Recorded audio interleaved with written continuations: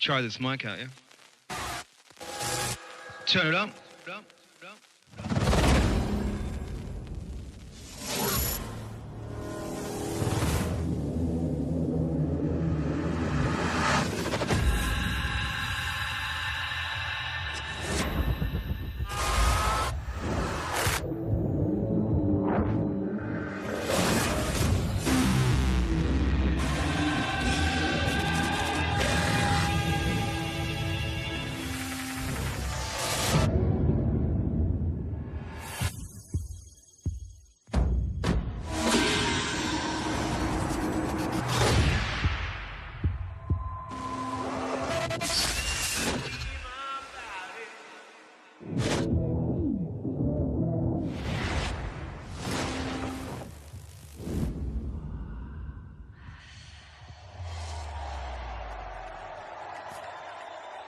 Michael Hutchence was the next king of rock and roll.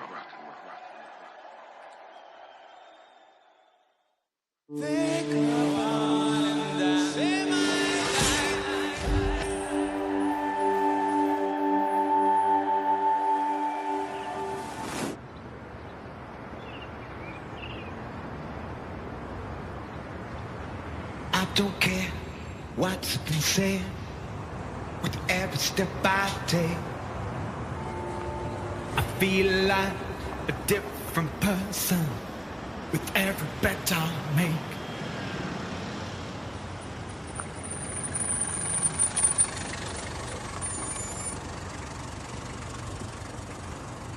Is this the face of freedom? A got in my hands. Gotta get some honey, dripping through my plans. Sammy got, she knows I need her. Send the devil away. Sammy got, she knows I need her. Zip click, tear away. Ha!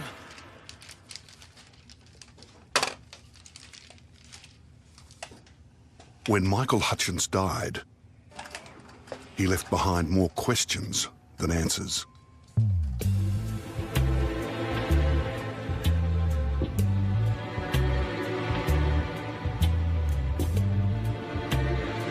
But he also left clues. So strong. Now my life's changed. I don't know things about the people that I tell. Heard a story. Michael left hidden treasures.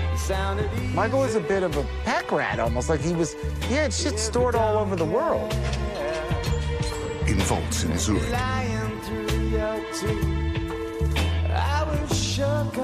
In bunkers in London. Intoxicated. In Bali. In LA. Of the possibility. So it was almost like this detective thing. It's been a voyage of discovery trying to find all this.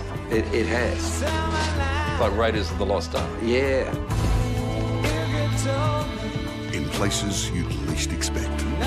There's a vault in London with tapes in the place that Churchill ran the war. Loving glimpses. Tiger! Sure, tiger. Here's mommy. Goofy. And revelations. He was actively having fertility treatment in the UK with Paula. Locked away for 20 years. These, we believe, are the last lyrics that he was writing. Yep, on yellow paper. They was left in his hotel room. He was writing right up until that evening. His last message. Sick of the dogs and down the window. Seems quite clear. Seems, completely aware. You could say it's almost a suicide note. Who else has seen this? His diary. And I've held on to it for Tiger for many years. His innermost thoughts. As long as I feel like I got my ear on the street, I'm not just, living in a vacuum or something. Once I feel like that's happening, then I'm out of here. And the missing songs. Michael's brilliant final gift. A batch of songs fell between the cracks. The only place for him to be completely free was in the music.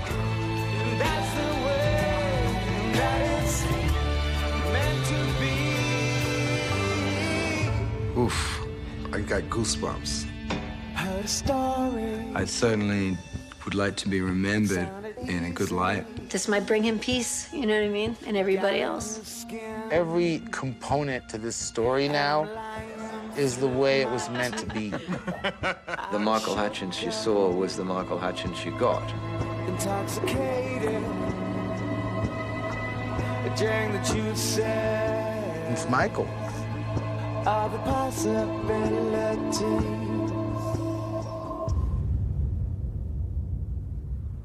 All the possibilities.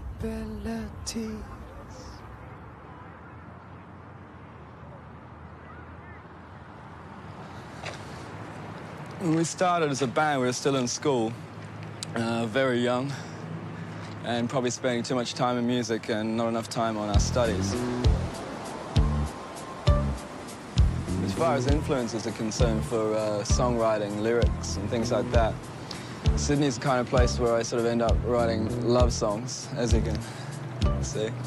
And Melbourne, down below us, is more artistic, dark and sleazy, so a different feel altogether. I need you now. I want you back. I can't go on.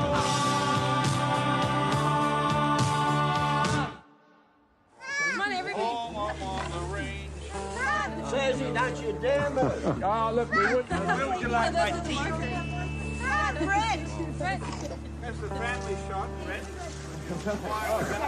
Fine little jacket, Brett. You're fine.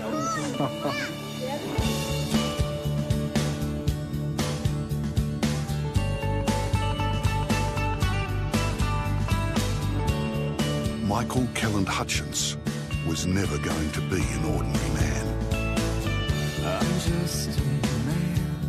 From the moment he was born, his half-sister Tina knew there was something special about her baby brother. With Michael, he had such a joy. I remember he'd wake up in the morning, even when he was a year old, and he'd pull himself up and he'd rattle like he was rattling a cage or something. He'd be in his crib, but there was joy. He'd be laughing. Michael and his younger brother Rhett spent some of their early years in Hong Kong, where their dad Kel was working. He was a very shy, lovely kid. Welcome to Fantastic Jack. There's that junk. And he was just very warm, very tender, cuddly type.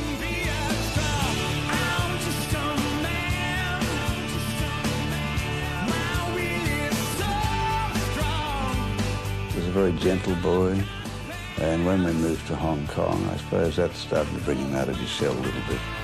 I noticed he loved writing poetry.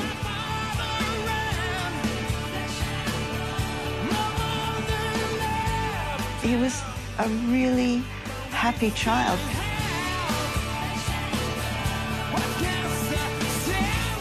And he was a happy adult.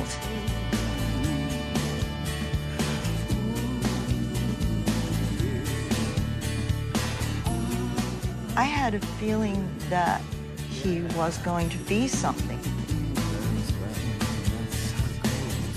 I mean, the first time I actually saw him perform live, we went into this dingy place. It was a big, big room and lots of beer flowing. I went back to see the boys, and there was a pot smell about it. I just thought it was funny. And then I was kind of worried because I thought, this looks like kind of a tough crowd out there. And Michael's kind of quiet. What is going to happen? I was really concerned.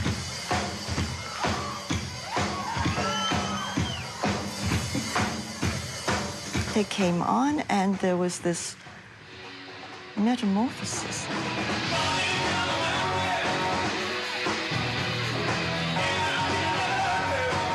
My quiet, spoken brother became this person on the stage that it just blew me away.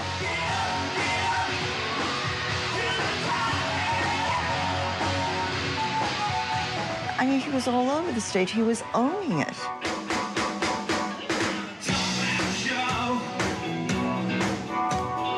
He never wore contact lenses on stage because the thing he would pick out in the audience was the two people go yawning about it, and that was the thing. So he didn't want to see what the audience were reacting to. He could only see the first 3 rows. Michael was blind as a bat, so, you know, he couldn't really see the crowd.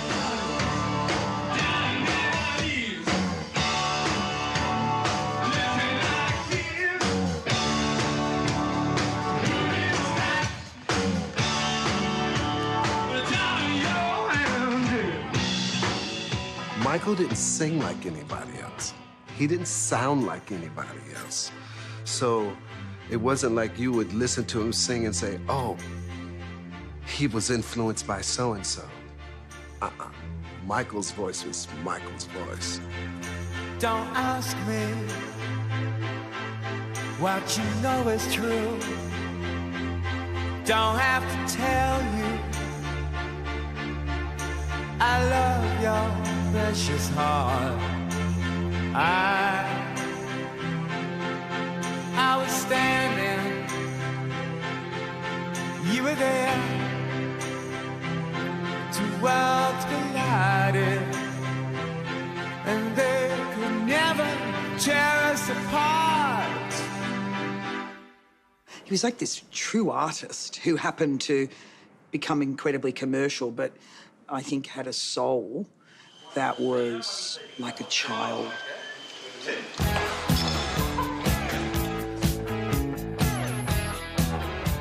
Peter Wilson, who would later star in the TV series La Femme Nikita, was an up-and-coming actress when she met Michael on an early INXS video shoot.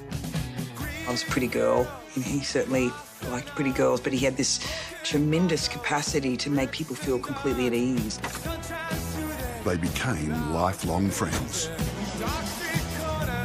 He had this fantastic old Jag. He'd say, I'll meet you at 11, probably maybe 12, he'd get there. And you'd just go, you didn't know where you were going. Some lunch with someone amazing, and then you'd go to some other. It was just this adventure. It was like being with Peter Pan. Buying a Harley stopped you from becoming an asshole in a Porsche. Yeah, now I'm an asshole in a Jag.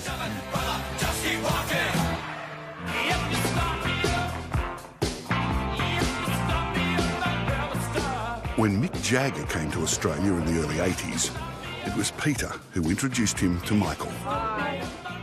She'd modelled with Mick's girlfriend, Jerry Hall, and knew him well. I said to Mick, I said, oh, have you been to see INXS? He says, no. I said, would you like to come and see them? Would you like to come and see us? It's a real treat. And he came.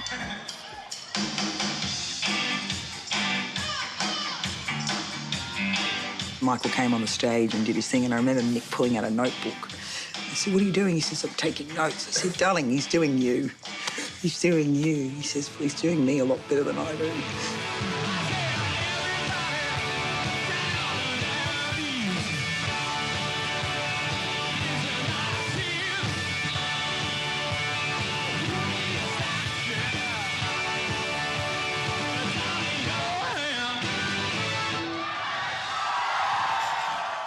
Michael is literally the front man, not for just a band, but for, like, I think a nation. Jump back, kiss myself. Byron-esque and, you know, George Jetson at the same time. He was just kind of like he was something from tomorrow. Billy Zane, one of the stars of Titanic, first met Michael in 1989. The actor was in Australia filming Dead Calm when they met. They formed an instant bond. He was a futurist. He was a sensualist. He was the modern man, completely comfortable with his masculinity, that he was, you know, his androgyny was allowed to flourish.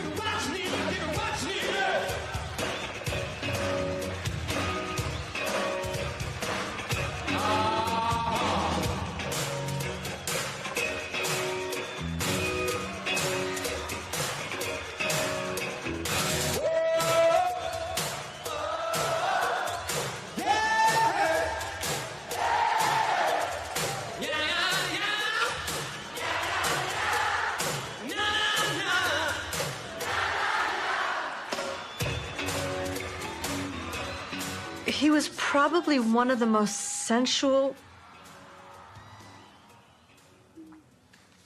human beings I've ever encountered.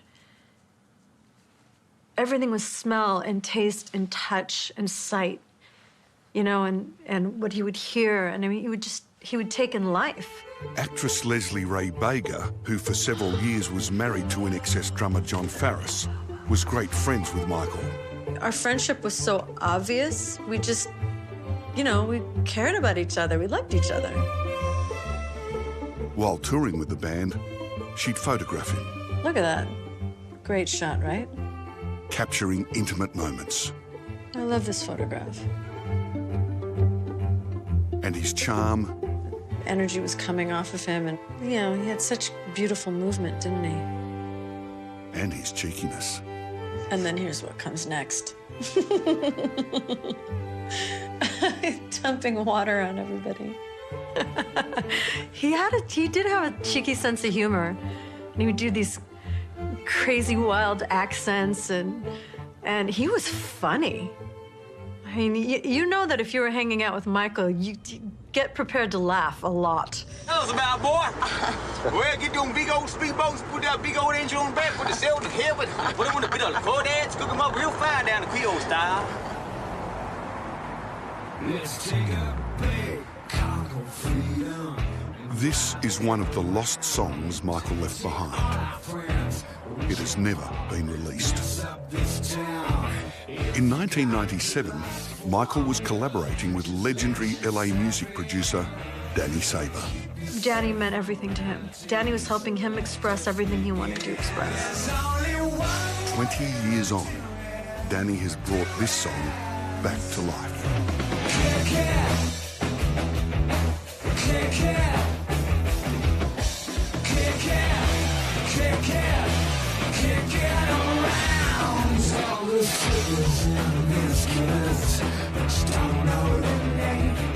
It's a universal problem, so take a stand. I'm gonna climb a mountain that's bigger than me. We'll fly down together, make you see what I mean. There's only one way to do it. Tonight is its world premiere.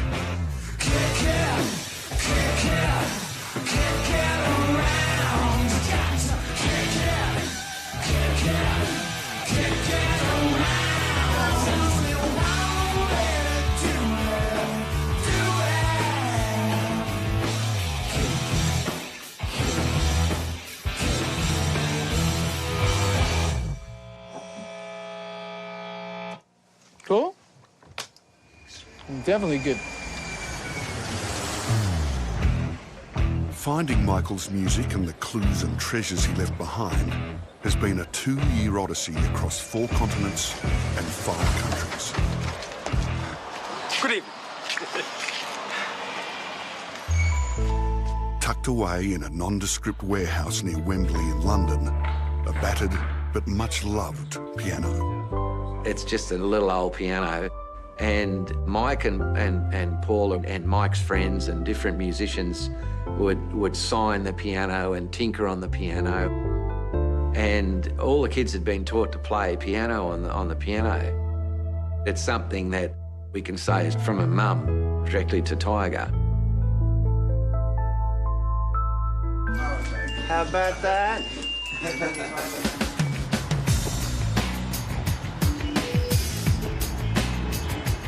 In Zurich, under armed guard,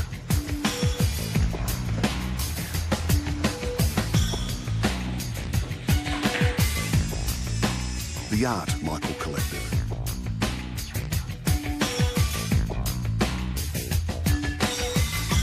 And his guitars. I know that he loved musical instruments.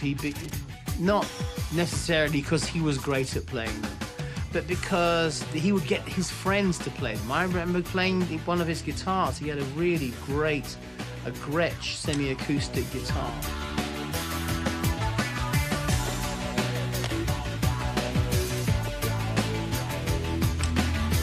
And we were just messing around with, he had a microphone and I was playing through an amp, and we just about managed to get Voodoo Child happening live in the living room.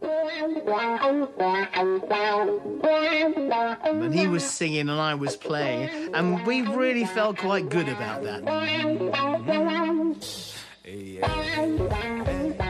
It wasn't the instruments, it wasn't the thing itself, it's what people could do with those things that made them important to him.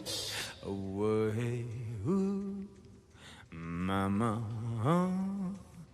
Okay.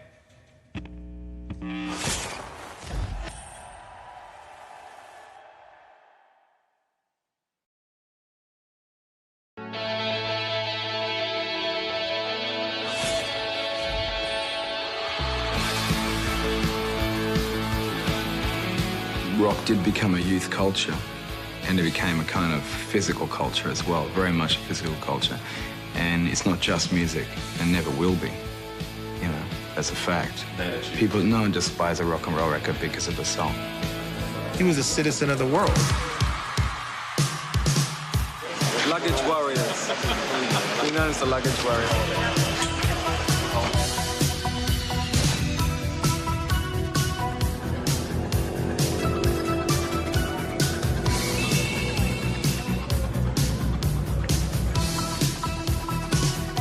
Michael and I met in Hong Kong in 1986. I was working with another Australian barrister who had previously acted for INXS in Sydney. Yeah, have a night out? We had many nights out, many nights out. That meeting was the start of an unbreakable friendship. But the rock star and the lawyer were more than mates. Such was their bond, Michael wanted Colin Diamond to be the guardian of his daughter, Tiger Lily, if he and her mother, Paula, were ever to die. It's like reliving the whole memory again, Mark. It's shocking. Hits to the heart. Colin was one of the executors of Michael's estate. He's never spoken publicly. Michael was an intriguing chap. He was extremely well read and a real enigma for a rock star. Did he have an ego? Had a huge ego. Michael had a huge ego.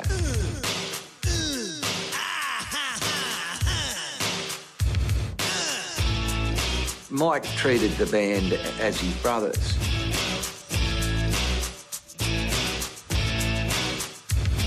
See the sound, it crashes in all around.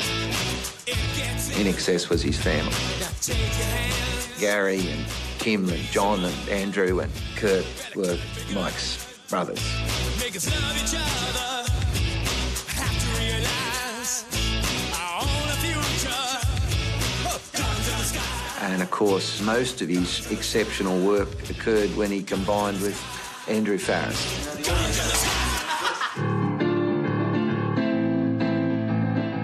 Andrew being the melody writer, and Michael being the lyricist, and he was amazed at Andrew's abilities.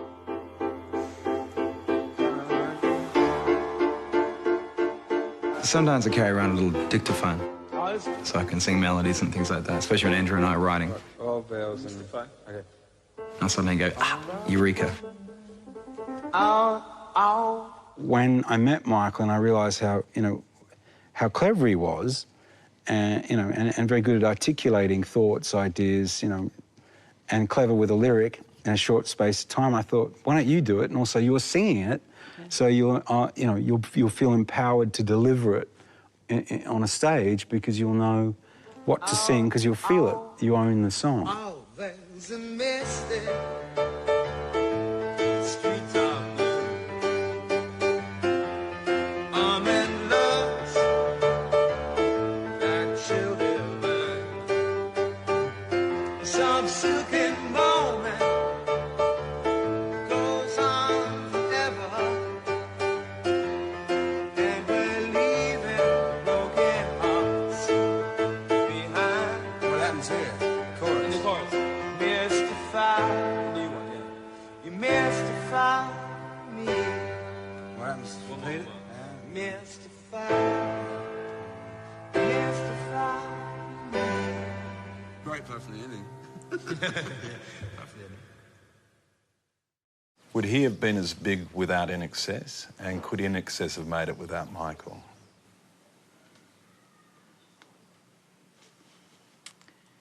Well, you'd have to look at, I think that they, I mean, okay, if there was no INXS, Michael needed a vehicle.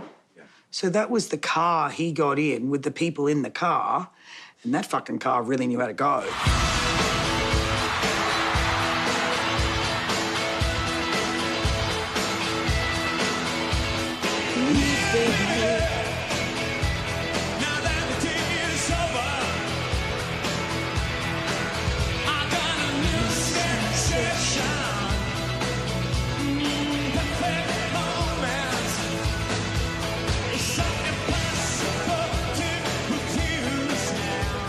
Wembley Stadium was a good one.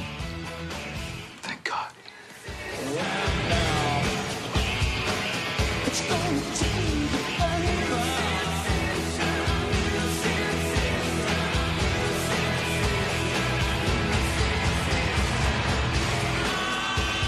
He was a really great frontman.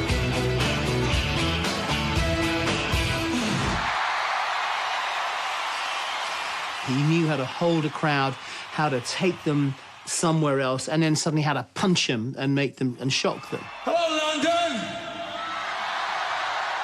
Is that what you say? Is it hello, England? Looks like England's out there. Fucking hell. The night I saw him, he had on black and white stretch pants. He was kicking ass and the girls were screaming and I was like, look at this cat go. Oh, he was a bad dude.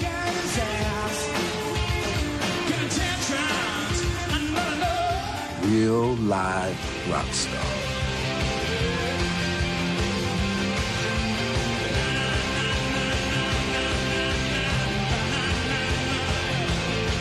He was sort of the end of that generation of you actually had to be able to play fucking music and actually sing in tune.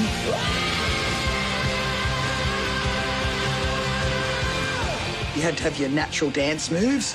He didn't rehearse any of that stuff. That just came out of him.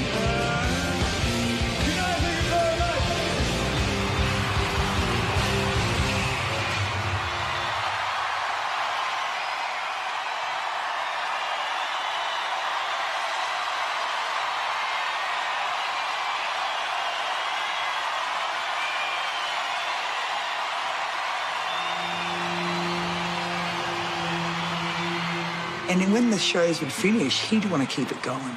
You know, he wanted to just keep it going and have a great time with everybody.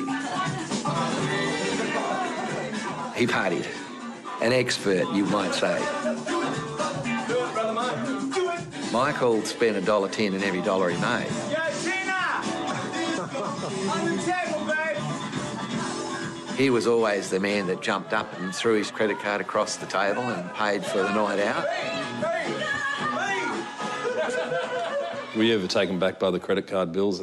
Oh, some of them were shocking, to say the least, you know. Well, I saw a bill came through for $48,000 for a couple of days in New Orleans, and he did tell me what it was for, and he had a good time. He enjoyed himself. Yeah. Can you tell me?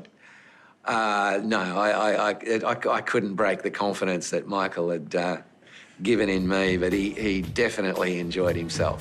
Welcome to the strangest party, baby. Oh, not another kiddo, Coach. Jesus, fans, they fucking can't help themselves, can they? Michael's one of those few people that to get high with was it wasn't depressing.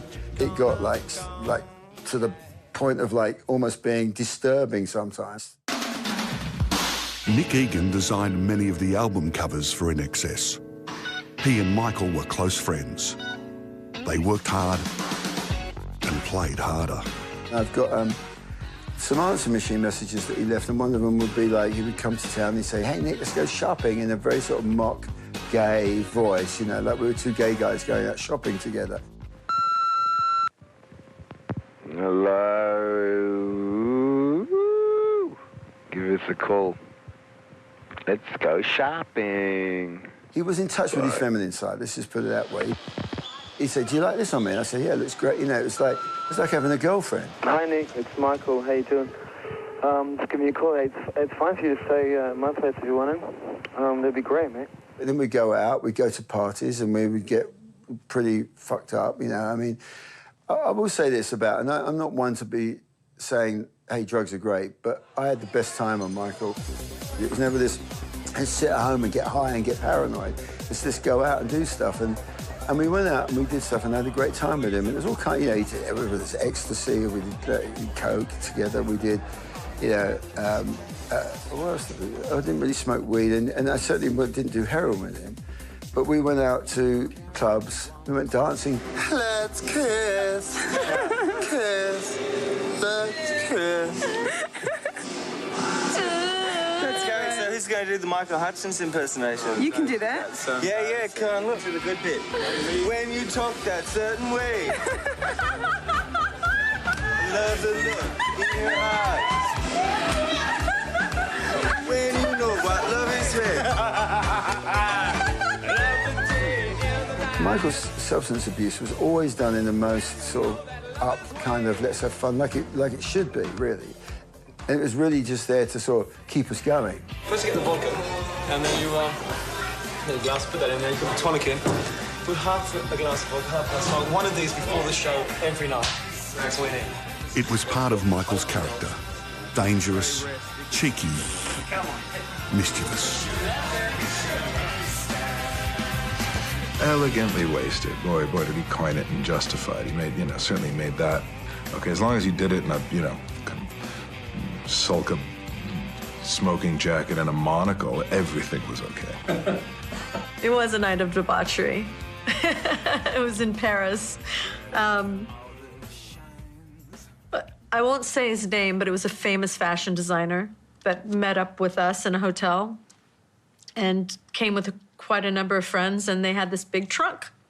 What's in the trunk? It was Pandora's box. It was every recreational pharmaceutical fathomable to man.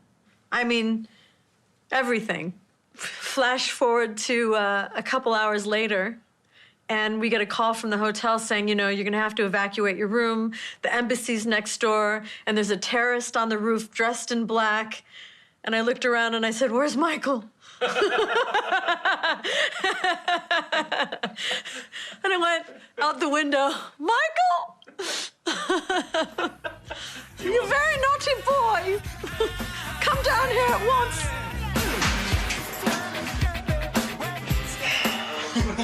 Hey, another day, another dollar. What can I say? It was fun. Elegantly wasted.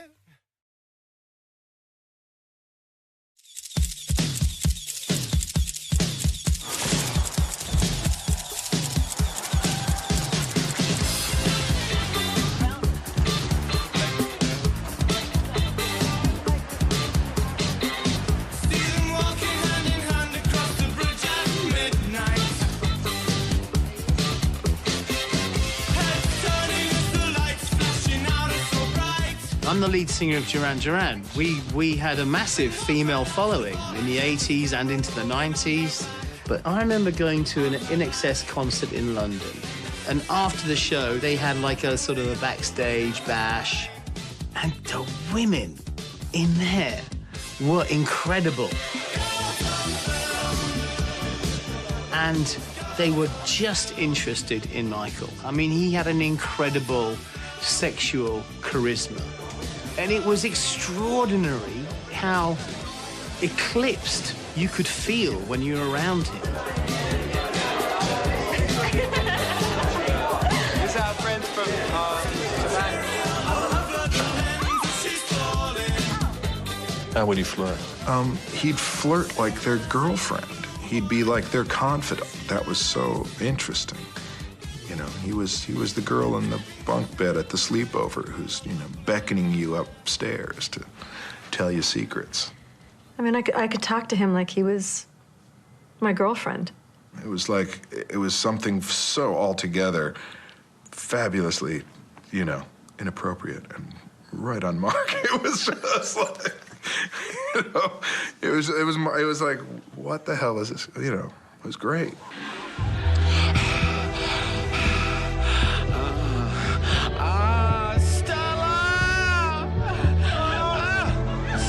Who's Polly Oates? Rock stars in their underpants. She did a poof. Oh, I know that. Remember that girl? This is one of the last songs by Michael Hutchence. It's called Temptation. You ride a Harley Davidson. Every bloke I know, in fact, quite a few ladies want to buy Harley Davidsons. What is the sort of buzz you get from a machine like that? There's a vibration between your legs.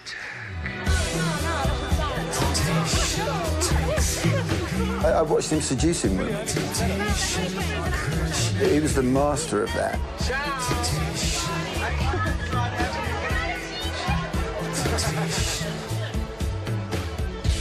Michael was a great lover, and he had a lot of girlfriends, and he did things that we could only fantasize about.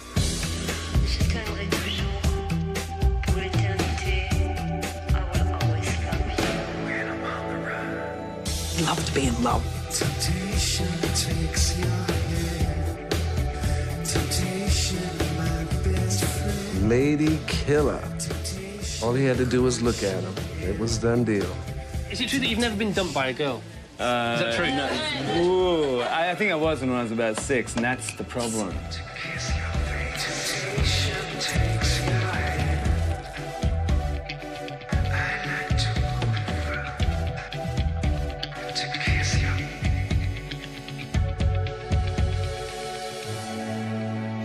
He was almost like a woman in a way. He was so balanced, masculine and feminine. I think that's why so many women loved him. He had a way about him that was very feminine and feline. Sexy, androgynous serpentine, the way he moved.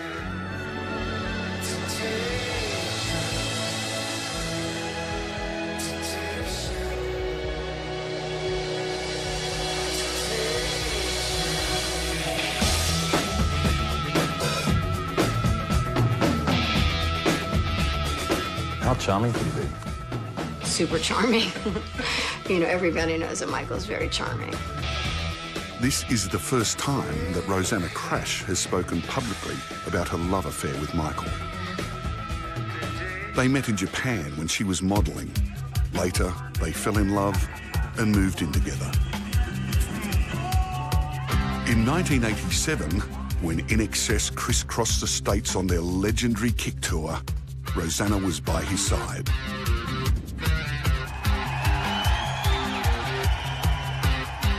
We had a lot of fun times, a lot of champagne, you know, a lot of fans going crazy. Look at them go, look at them kick. Makes you wonder how the other half live. Rosanna would often play saint to Michael's devil. If we stayed up all night somewhere, like, I'm the one who would make sure that we got to the next place. Such a ham, Michael. Basically, I felt like I was there to protect him and help him. Why did you feel you had to protect him? Because I don't think that Michael could protect himself.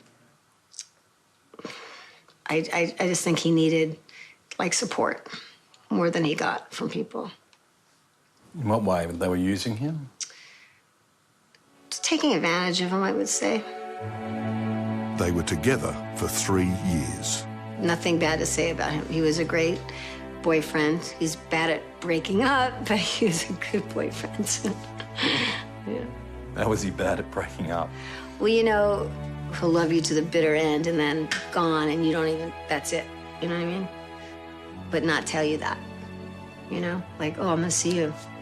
And then get a call, like, you know, after the flights arrive to where you're living together and tell you we're not together anymore.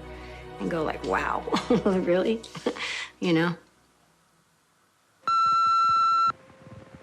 Nicola, you never answer the phone. Can't believe it. Anyway, it's me, Kylie. So we were thinking of having lunch, so call Michael and he'll organise it. But I really must speak to you today. So I'll speak to you later on. Bye. After Michael left Rosanna Crash, he began dating Kylie Minogue, whose reputation until then had been squeaky clean. And she'd had enough of that. Suddenly she doesn't want that clean-cut image anymore. She wants to get out and have a good time. And so what better way than to get in bed with Australia's most outrageous rock star? I mean, that, you know, if you're going to do something, you might as well do it properly. And that certainly was, you know, in for a penny, in for a pound. You chuck Jason Donovan out and you bring in Michael Hutchence. Talk about chalk and cheese. This was a bit of a shock thing, you know, from Jason Donovan to Michael Hutchence. I think people are going to be a bit shocked. I was 21 years old, and we collided at that time. He definitely corrupted her. I found this new confidence, and I was just very eager to explore that. And also, I can look back on it and think that it was rebelling in a kind of childish way against everything that I had been made to do before. I mean, he was uber famous. He's an icon already. And he believed in me. And it was a time when so many people didn't. It's getting me very emotional. I love him. I still love him. It's hard for me. I mean, I have things from him, and I see them sometimes, and I sometimes have to put them away. I don't, you know, it took me a long time to listen to his music again, you know. I still have dreams about him. It was like a big part of my life at that time, you know, and for him to be gone, I don't know, just, you know, it hurts.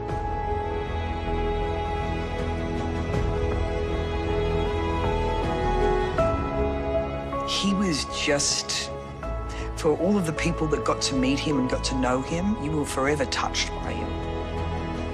You know, it wouldn't matter where you were, you get a phone call out of the blue. Oh, where are you? Oh, I just thought maybe you'd be around. Or he was always like that. He'd sort of come and go, but he was never gone.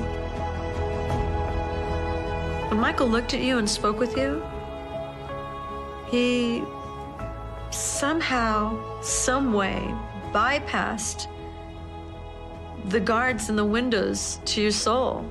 He just would get in.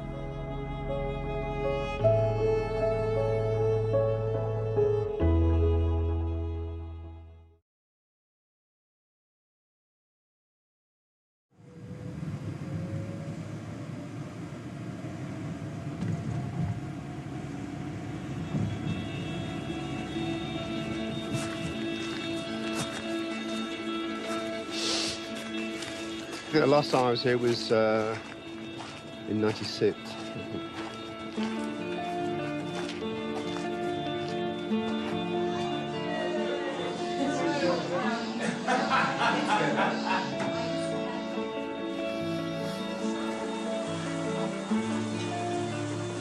You make some friends in your life.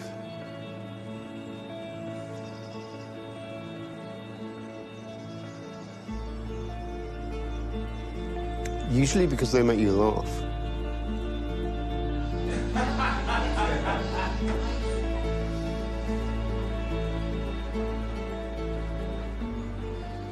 And we were very good at making each other laugh. In the early 90s, Michael Hutchence was searching for new music. Music he could write and record independently of INXS.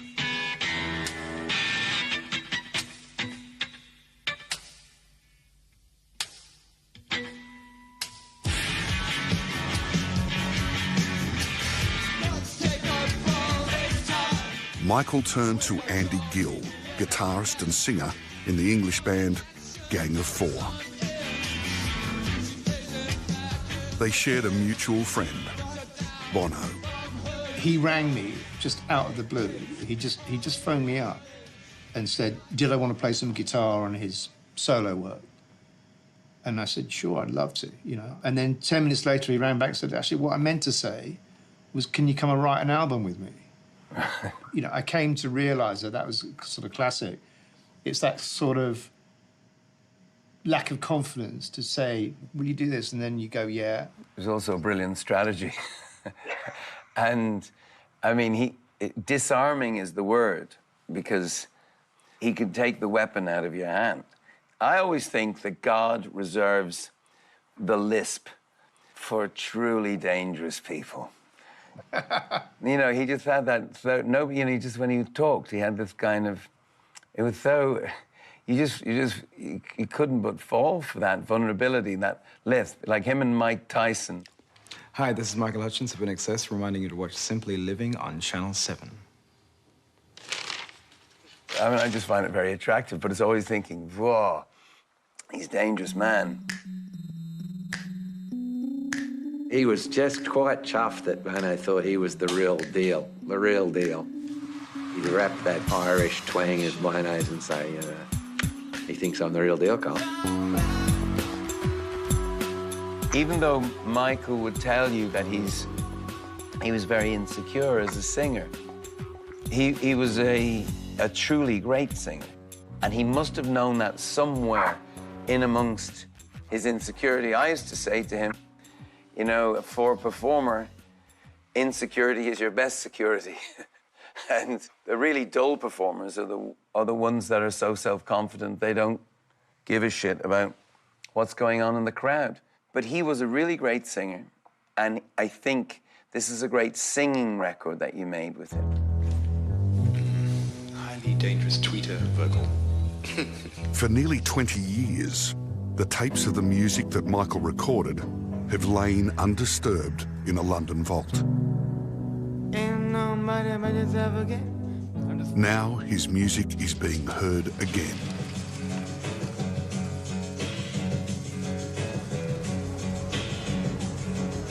Stored in London, much of it made in France at Michael's villa. You put your heart with trust into my hands. I held so tight, kept you protected from pain. Did you ever think about it? Yeah, this was it. This was the one. Tell me what happened here. This is where we wrote all the music. So my setup was here. Computer, keyboard, and Michael would just sit on the bed singing. There's a great picture of me with all my gear and Michael going, you know, like that. You know, I just record everything he did.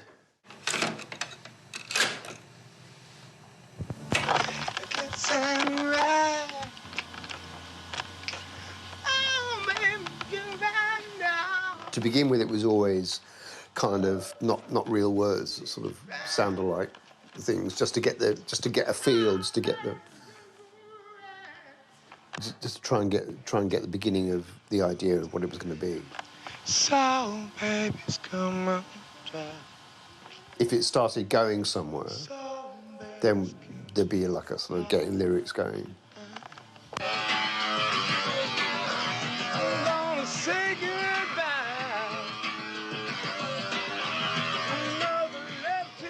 Back then, I remember calling him up, and he was working on some solo stuff. I said, "You all right, mate? You know, you okay?" Because this stuff looks pretty crazy to me, you know. Nothing left to say. Nothing left to do. Was he tricky to record? It was easy. I mean, the only times sometimes I over-directed and, you know, it's like, oh, no, Michael, you got to hit it. You know, no, you got to go softer on that. And he's, Andy, fuck off. Let me get on with it.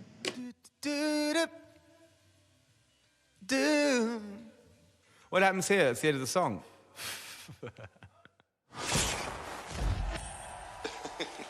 I love it.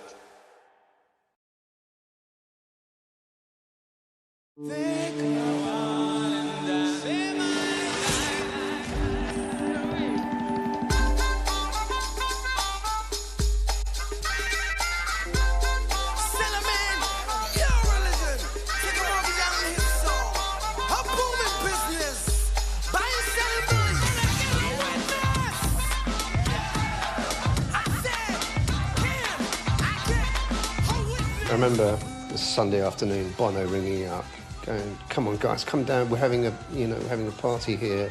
Johnny Depp's just set his shirt on fire, and come and help us out." And Michael and I looked at each other, and we went, "This sounds like a lot of fun." And you were saying to me, "We need reinforcements."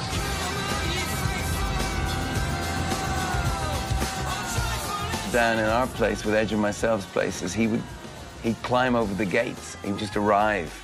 And, midnight, and say, anything going on?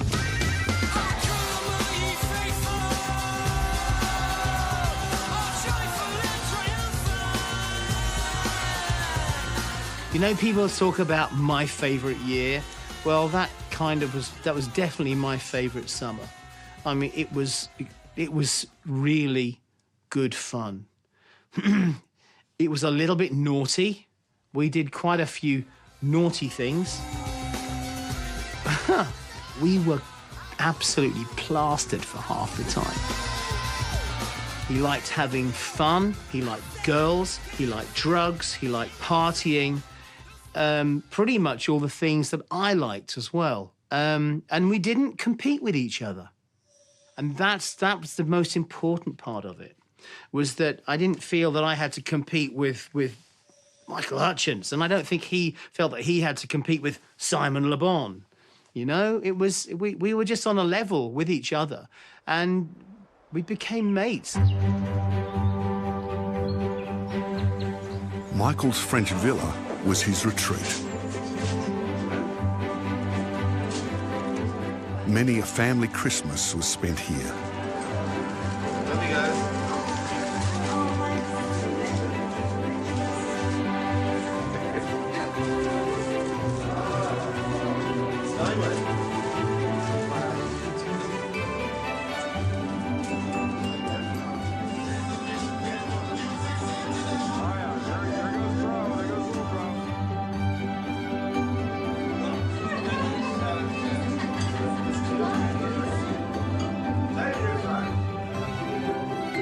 And one Christmas came with a new present. And then Michael skipped from bloody Kylie, and next minute turning up with one of the biggest supermodels in the world. Helena was, I think, a little nervous. She was only 21. You know, she was a kid. Great. Yeah. Yeah, Helena was great. She was good because she didn't sort of, she didn't take any shit from Michael, kind of thing. They were the most beautiful couple in the south of France. Well, what can we say? Michael and I are having a groovy time with the French people on a Friday night, and that's it, I guess. And don't wake us up too early, okay? Bye. In summer, as Michael and Andy worked in the room above the pool, down below, Helena would work on her tan, wearing even less than this. Helena would pop round, get her kit off and have a bit of a sunbathe. So obviously I would, not look. My favourite memories of him out of France, if you stayed up late enough, Michael would strip naked and be in the pool and then serve you breakfast.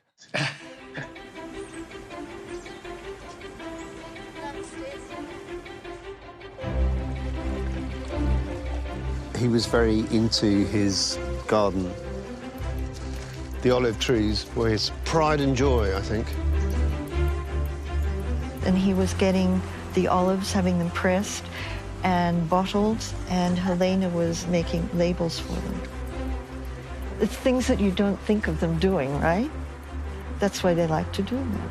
And they did really ordinary things together, you know, like they'd go shopping to the market and they'd find great food and then they'd take it back to the house and they'd cook together. I mean, he really loved cooking. He loved cooking. Prawns on the barbie. Nighttime brought new adventures. One night, Michael arrived home with the boys. They'd all been out to all the nightclubs in Nice. And everybody else had gone to bed, but Michael was up and he couldn't sleep. So he woke me up and he said, "I've got an idea. Let's go see Grass." Well, it was 3 in the morning.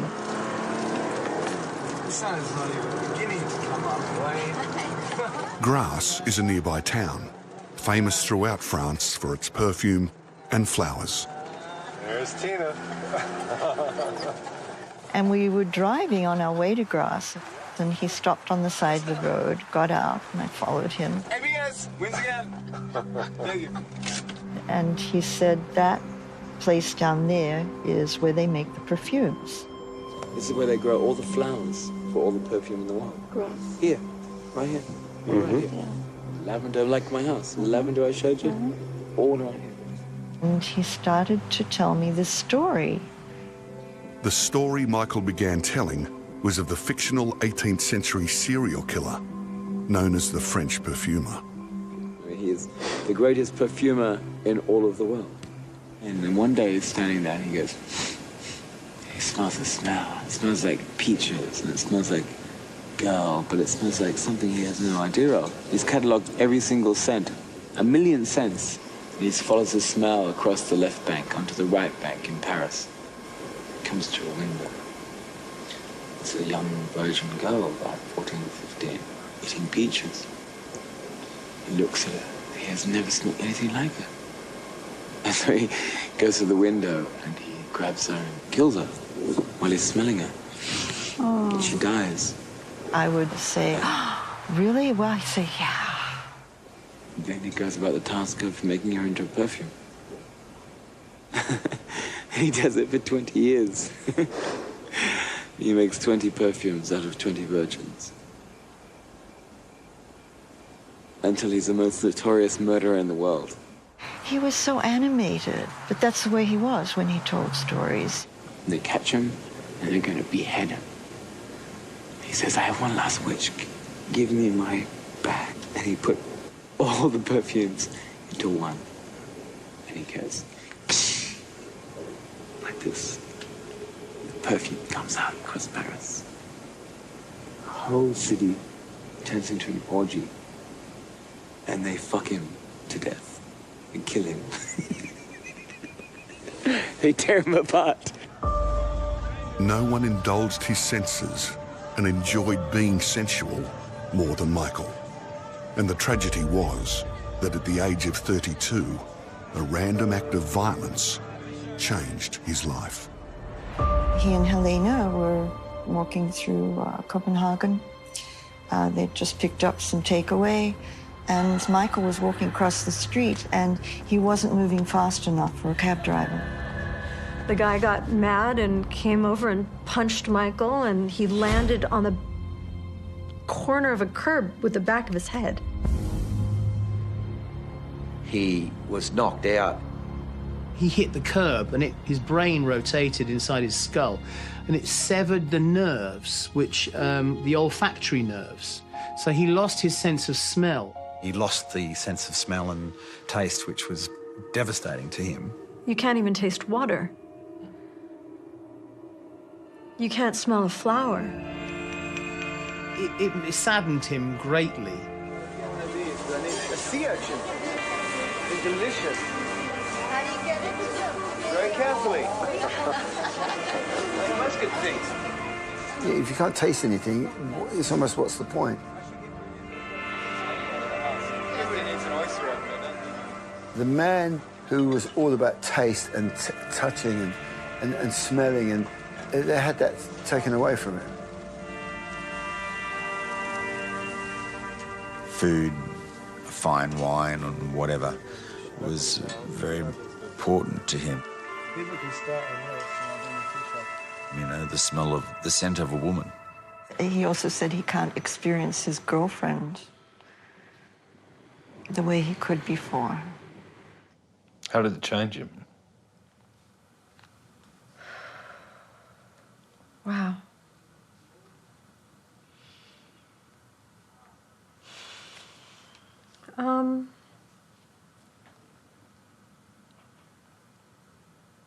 I think it injured a part of his life force. He did change. He became far more aggressive and more easily provoked to emotion. After the accident, the highs were lower and the lows were deeper. But he was managing it. He'd have his friends describe what a wine was tasting like. We'd get some wine, and he'd get me to describe what it was like. And I'd go, well, there's a bit of forest floor, touch of iodine, and there's maybe a tiny bit of pencil lead. You know, go, oh, yeah, I bet that's good, yeah. I think around that period too, we were noticing that our following was starting to sort of lessen. You know, it's just a natural thing.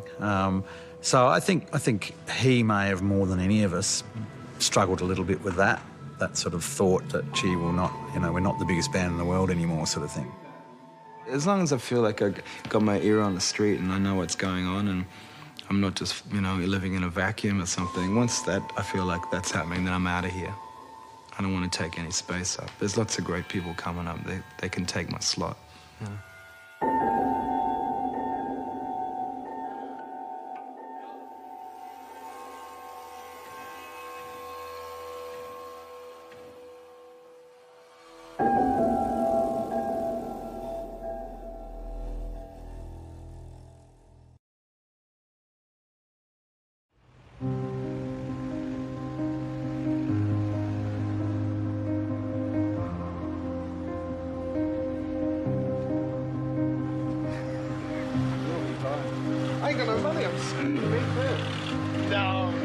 He liked the limelight. I mean, that's why he sort of initially chose to live in London. And, a lot of the time he thrived on it.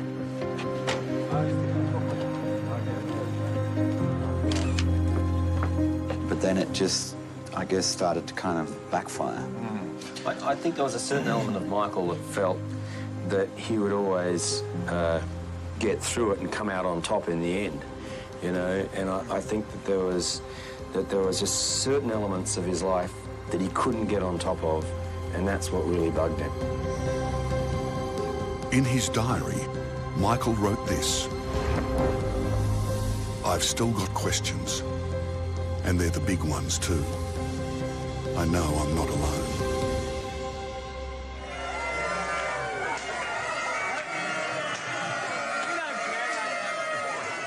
A kiss to celebrate New Year, but Michael and Helena's relationship was not to last.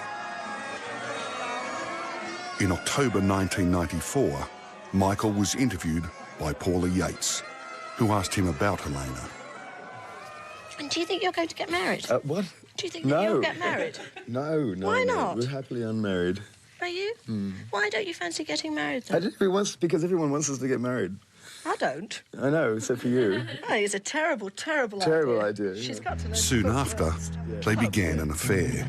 At the time, Paula was married to Irish rock star Bob Geldof, with whom she'd had 3 daughters.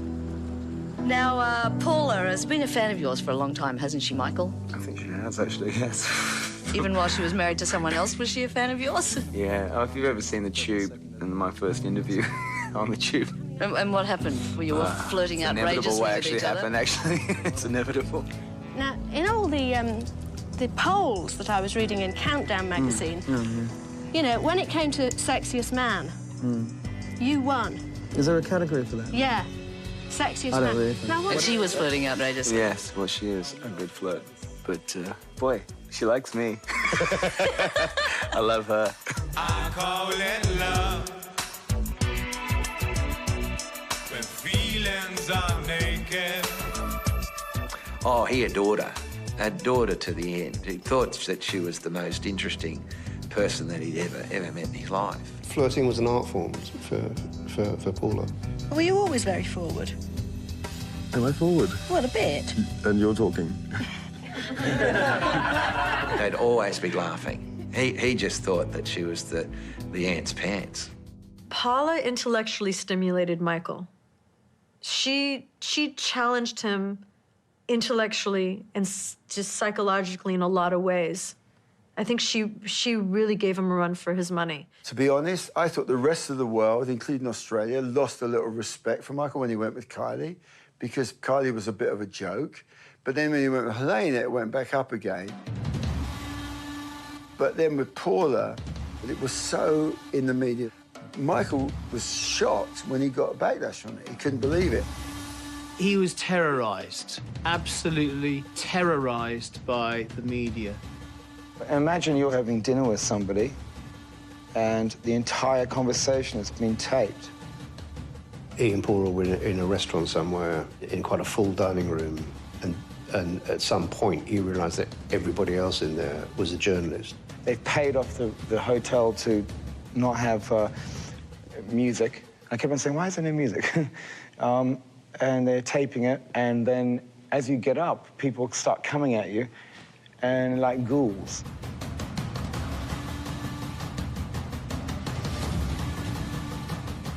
When he began the relationship with Paula, he'd never hit a press that was hostile towards him before. They hounded him.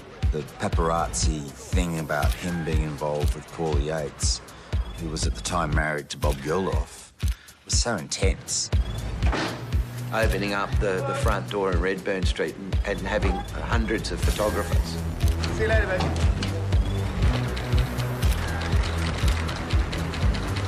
Literally prepared to injure themselves just to try and get a shot. When you drive with him, he'd sit sideways. He'd always sit there as a passenger looking to the right. Why? Because any press had come along, take a photograph of Mike on the side. Okay. All right, bye. Okay.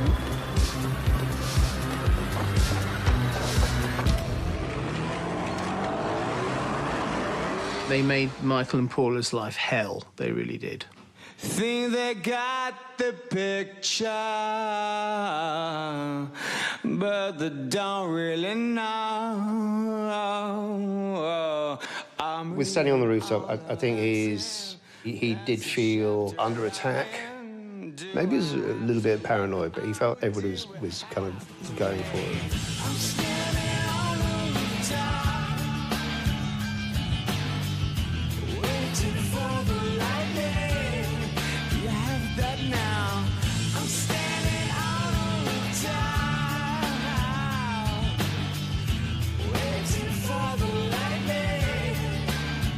You know, the press always have to have a good guy and a bad guy.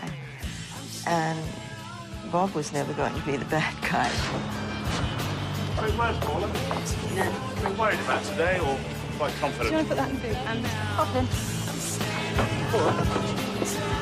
Paula is a woman, to those that do know her and not to those who read about her, has had to pay an enormous price for leaving St. Bob. For me, in London, that, as an Australian, I think that is considered bad form. What had he done wrong? He said to me, what does it matter who I go out with? Paula. You know, I've seen the photographers at a distance push Pixie, who's 6 years old, over to make her cry and take a photograph and then print a front page headline, Life with Paula and Michael for Pixie. You know, that's what you read. The press intrusion troubled Michael. not least because of the effect it was having on Paula's daughters. You can see in his diary, there's a reference there of why should Paula's children suffer by going to school because of the relationship that he was having. This is what Michael wrote. The price we have always paid for freedom of the press from certain parts of the media is truth. There is much more grief to children having to defend their own mother at school because of this cartoon character assassination being trumpeted by the journos. How can they get it so wrong? That's what is totally shocking. It's expensive to punch photographers, I found out. I'm on a 12-month bond for GBH, so there'll be no punching. The paparazzi made their life so miserable that it started to affect their relationship a lot because Michael felt he had to get out of London. You know, he hated London, absolutely hated London. Like Diana said just before she died, if I could, I'd leave this country. Any sane person would. Because there's nothing I do that works. Only the negatives are blown out of proportion and the positives are destroyed.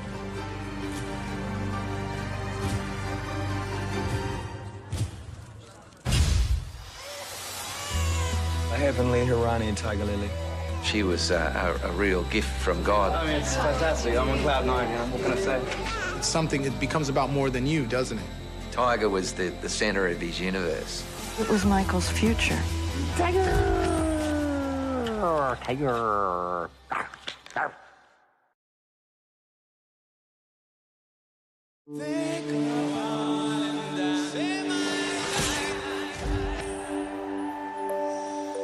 Do you feel that the time's approaching for you and you'd like to be a dad? Yeah, sure. Yeah. Soonish. Yeah, I'd like that very much.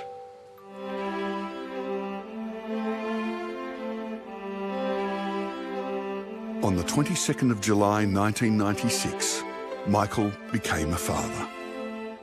He was so, just so happy to have a baby girl and so happy to be. But I just think that, I don't know that he knew how to do it all. He'd been a rock star all his life, you know. I think he was trying to find some level of balance.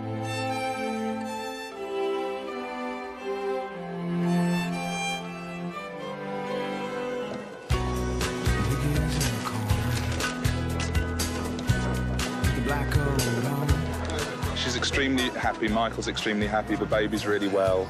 They're obviously both, you know, exhilarated at the birth of their new child. And can you tell us why she chose to have the baby at home? I think she wanted a more natural, relaxing setting.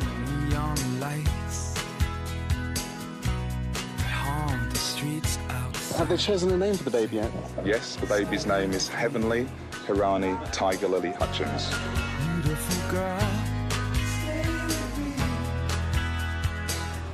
And how is Michael feeling at this present moment? Exhilarated, as any new dad is. It's his first child and he's over the moon.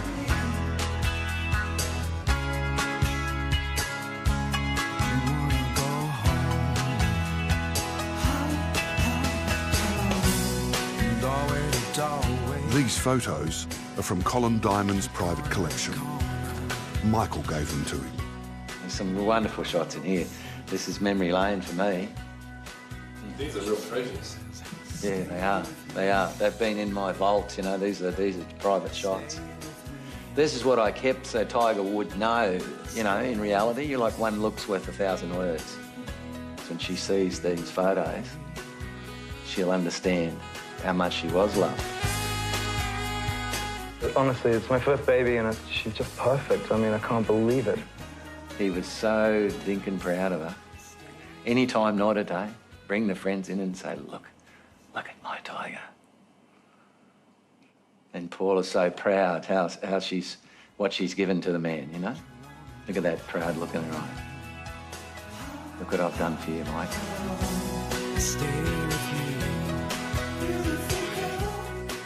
The first question he got asked is, now you've got a baby, you know, is it going to change your life? And he even said, you know, I don't believe in this doom and gloom thing of having a kid. He goes, the hours are the same. He really wanted to be a parent. He saw himself as not as a dead end, but as you know, part of a chain, a family chain. So he was very, very, very proud and happy and fulfilled to become a father. What's it like being a new dad, Michael? What's it like being a dad for the best? It's beautiful. I mean, it's fantastic. I'm on cloud nine, you know. What can I say? First time he showed me, he arrived in LA, he had photographs for me of little Tiger. He said, you know, I can't smell her. That just broke my heart. He said to me one day, he said, you know, Simon, I'll never be able to smell my baby, which is a very sad thing. I'm pretty good at it, surprisingly. What, being a dad? Being a dad, yeah, I love it. Everyone who knew Michael says he adored Tiger Lily. In his diary, he wrote this poem for her, ending with the lines, "Tiger, tiger, sleep for a while, and when you wake up, just give us a smile." You see how much he loved her.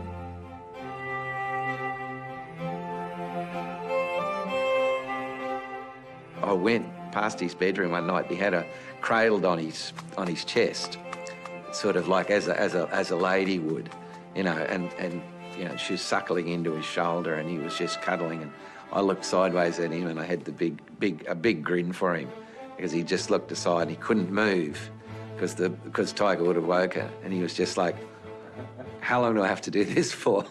I said, "You're in for the long haul, brother." He loved being a father to Paula's kids and a father to his own.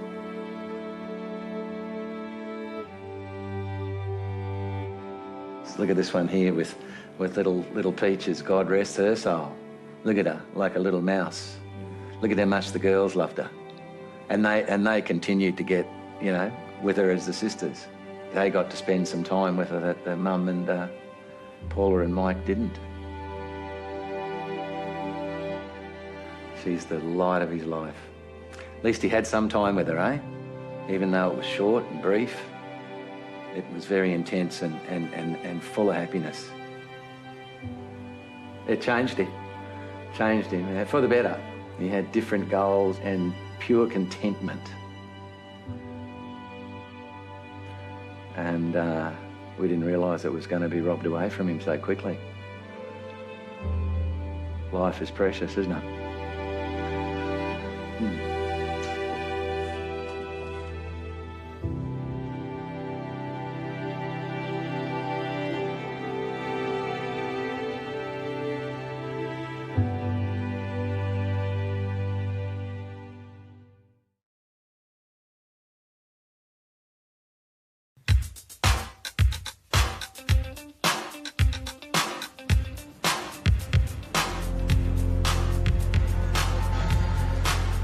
Some people have it. Whatever it is, they have it. And Michael had it.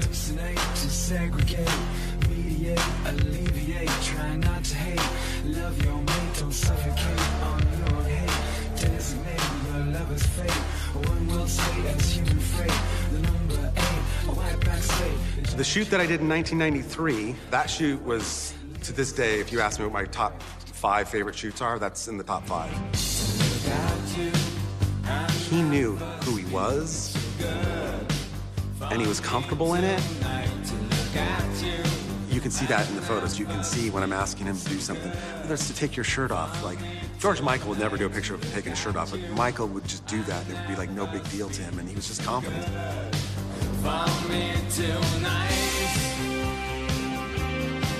I've been shooting music for 40 years. I think it's the most iconic photo session of Michael Hutchence. And every time I was around him or I saw him, he always had a beautiful girl with him. The whole story, and which is the truth about the mask thing I did with him with the fetish mask, was I knew through friends that he was a bit kinky about sex, and I know he liked sex. So we did the regular setups, and at the end I said, "Hey, Michael, what do you think about wearing one of these for one of the shots?" And he looked at me and he just smiled and laughed, and he said, yeah, love to. And he put them on, and I shot this, he was smoking his cigarette, and I just shot him wearing these masks. They're my favorite pictures of Michael because of that moment. But a lot of people tell me all the time, like, no, you can't see him too much. You can't see enough of him. And I'm like, yeah, but you can see his eyes, and that's all that matters to me. Like I said, he had it. So when you have it, you don't have to work it. Do you know what I mean? You've got it.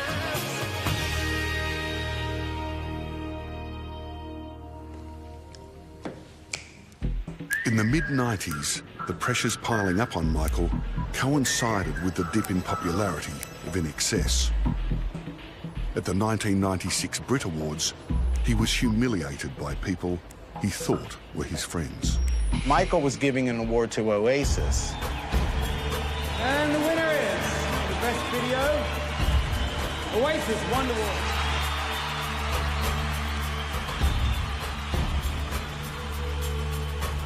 Got nothing to say except for I'm extremely rich and you lot aren't. And I'm not even in it. Has-beens shouldn't present fucking awards to gonna-bees.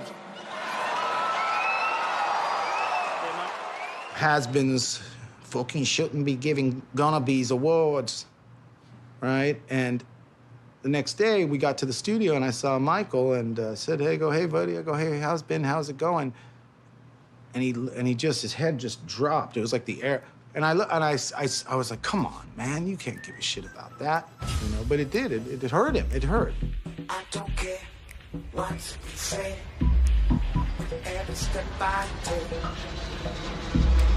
I feel like a different person with every breath I make. Mike, I think, was also frustrated by what he felt was the slow demise of the band.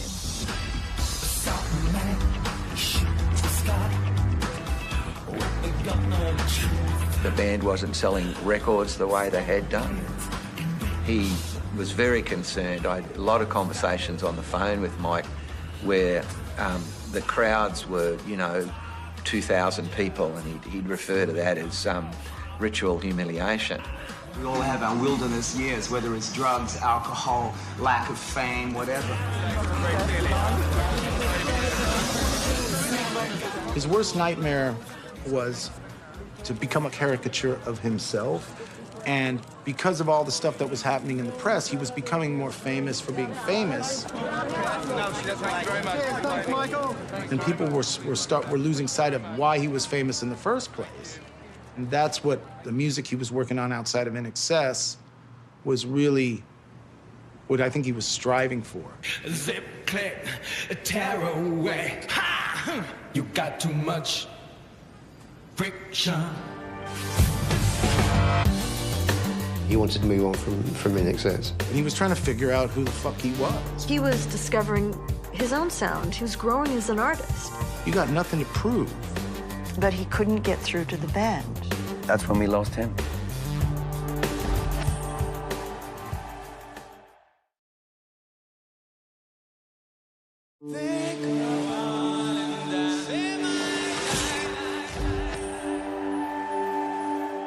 INXS has just about done everything. You've taken up all the challenges. What's left to keep you in the band? Exactly. See ya.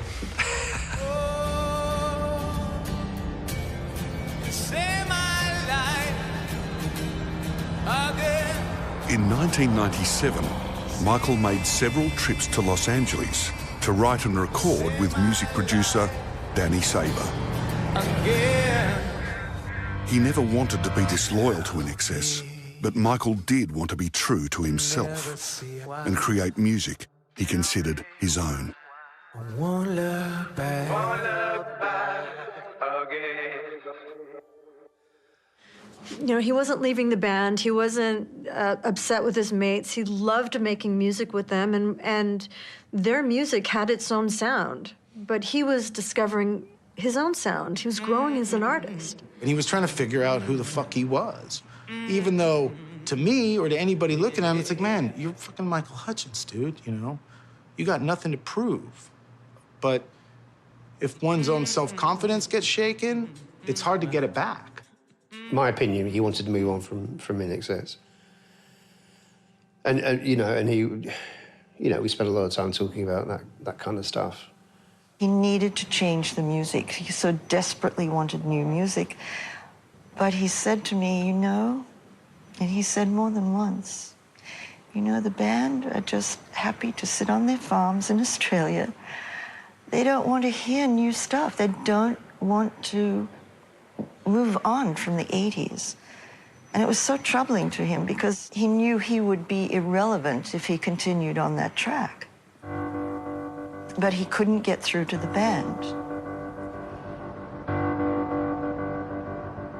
The band was like family for him, so I think trying to break out on his own was always going to be challenging. It's almost like trying to break up with a girlfriend that doesn't want to let you go. We can do it like this. Let's do it in sections, you know? Yeah. Okay. Want to start there? Yeah, let's start with this bit. Where he was at in his life, perhaps the only place for him to be completely free was in the music.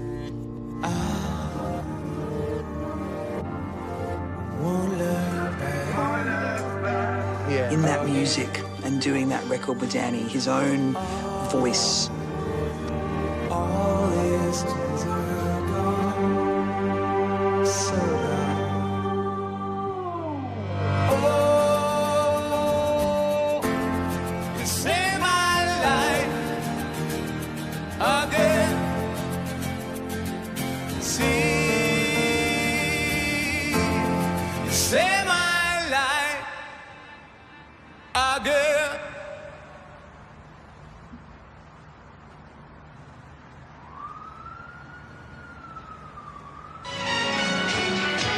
The voice of grunge music takes his own life. Seattle's Kurt Cobain is dead of an apparent suicide.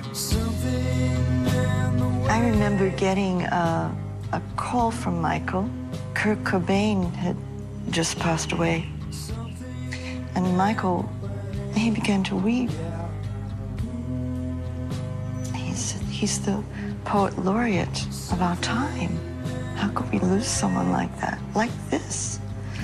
He loved Cobain's music. It hit him hard because this is what he wanted to get to. I remember lying on a beach with him, and he was talking about Kurt Cobain. And he turned to me and he said, you know, if Kurt just had a chance to just be up late at night and be hanging out with his mates like we're hanging out and just, you know, swimming in the sea and making mischief, he'd still be here. And I said, you think, Michael? He said, yeah. He says, that thing, that weight, you lose all your sense of humor, you know? And Kurt was really funny, I think. And I said, well, I don't know. I don't know that about Kurt, but I know it about you. You're a funny fucker. And he laughed his head off. And so it's when he ran out of that, whatever you might call it, frothy, fun-loving side of his life, when he lost that joy, I think that's when we lost him.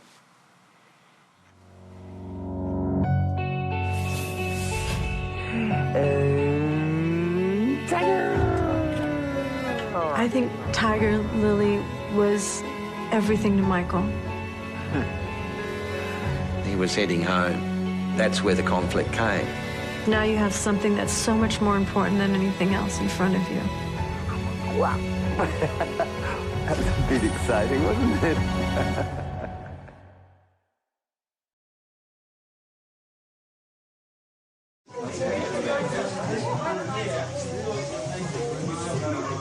Just throw it on out, Michael.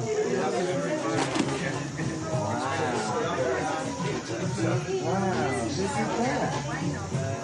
It's amazing. Ouch. Who is it?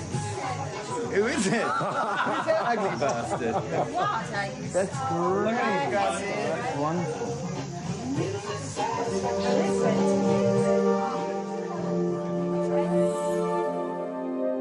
Michael had it all. He was a great-looking guy. He had great physicality. Really one of the great performers, I think, ever in rock.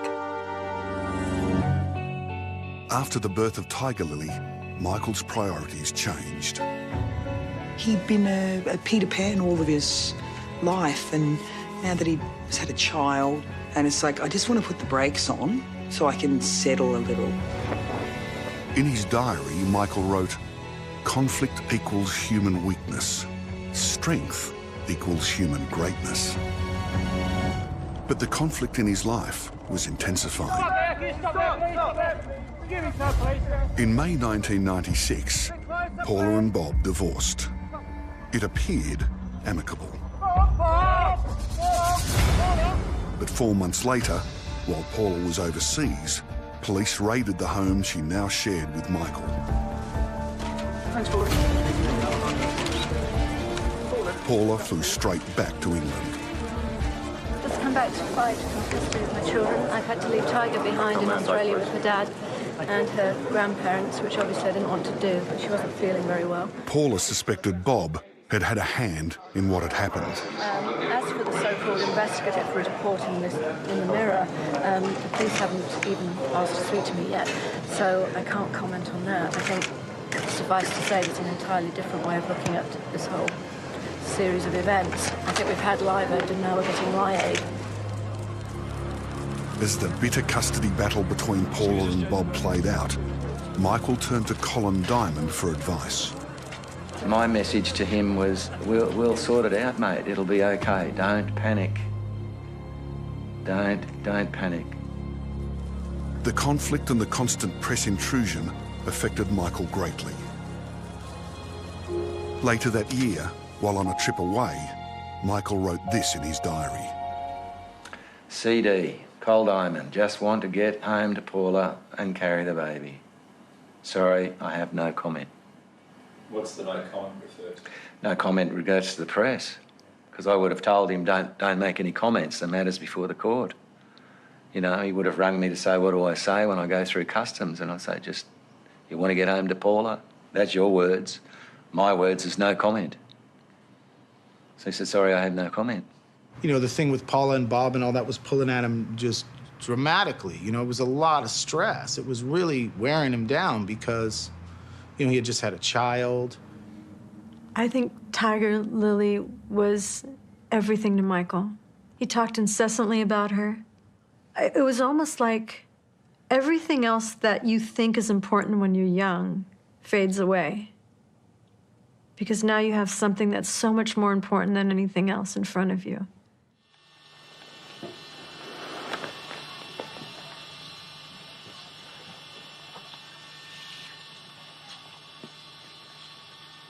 This is video that Michael shot. This is the first time it's been shown. What's that? Hey, sweetie. What you doing?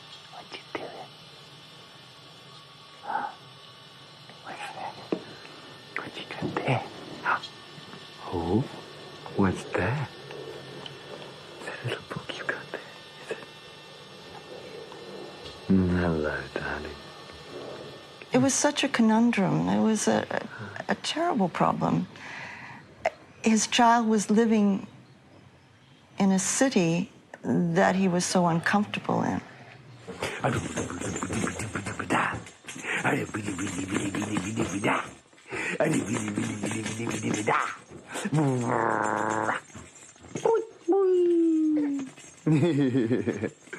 You want to sit up? Here, baby. Point. Oh, you're busy. Here's Mummy. Busy. No, hello, darling. Here's our beautiful bedroom. With the sausages dancing on the ceiling. I mean, bacon dancing. Aussie flag.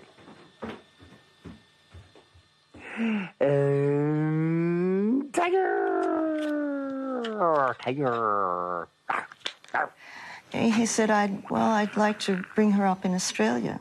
He said, you know, Australia's so down to earth. She could, you know, a great Aussie kid. That's what I want. And I said, that would be wonderful. And I didn't want to bring up again, that's another city.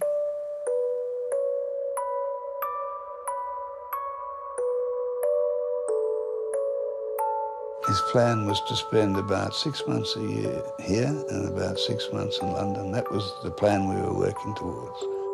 Mike was an Australian. He was heading home. But that was easier said than done. I asked him, what are you going to do? Tiger is with Paula. Paula has her 3 girls. And of course, that's where the conflict came, because Bob was obviously wanting to have reasonable 50% access, and there was no way Paula would have gone to Australia without the girls. And that was something that needed to be negotiated out. He said, well, maybe we can work something out, because I need my baby close to me. Are you sitting up now? You are, aren't you? And your girl can sit up. Yeah. La la la la la la la la la. That was a bit exciting, wasn't it? Come here. Come on. Up you get. Up you get. Give me your hand. Oh, yes. There we go. Look at that. What a grown-up guy. Amazing, man. He was in his prime. This place was packed. The superstar of that night was the great Michael Hutchence. I was standing next to the king. That was his last gig. It was a darker Michael.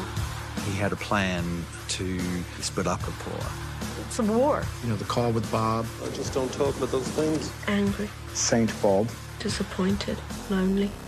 I don't think he was suicidal. Sick of the dogs outside my window.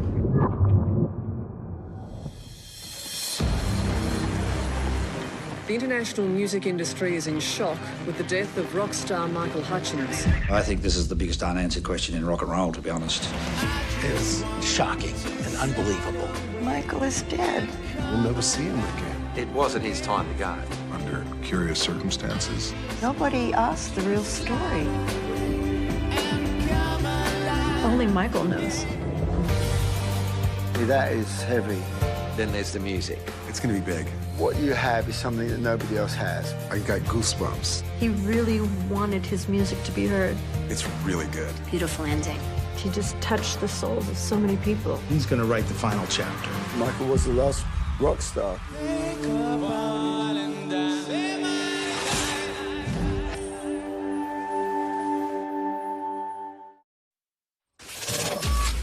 I always think that God reserves the lisp for truly dangerous people.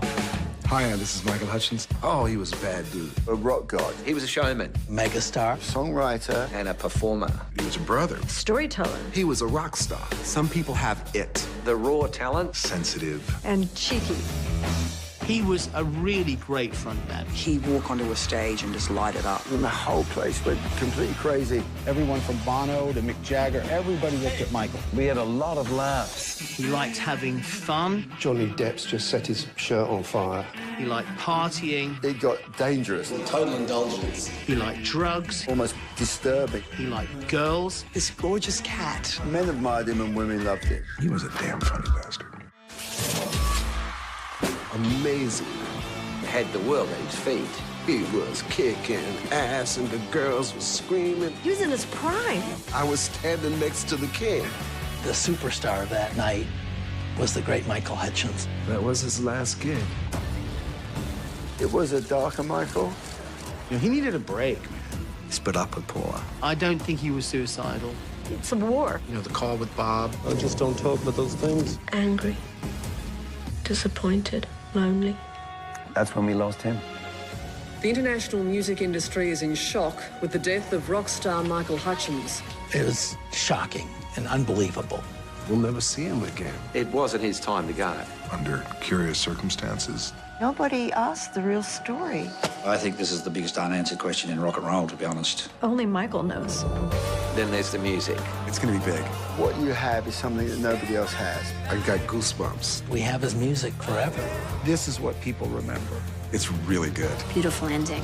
He just touched the souls of so many people. He's going to write the final chapter. Michael was the last rock star.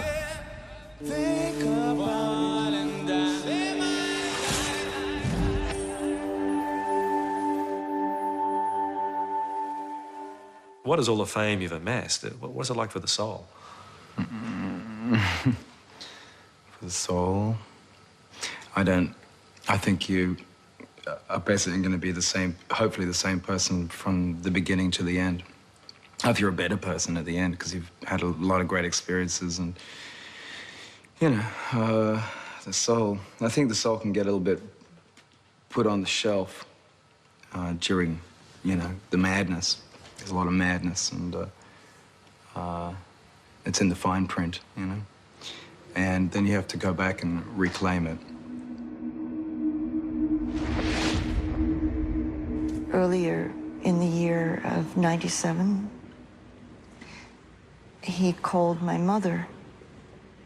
He said, "I just can't take it anymore." He started to weep. He said, "I don't know what to do. I'm torn, and I just can't take any of it anymore." Was he lost or finding his way? I think he was finding his way, but I think in the process of it, it got a little bit overwhelming. He was very keen to stop the continual living out of a suitcase. It sort of worn thin on him, and to sort of put down some roots. Because he was 37, he'd been at it, you know, 20-odd years. Hard life.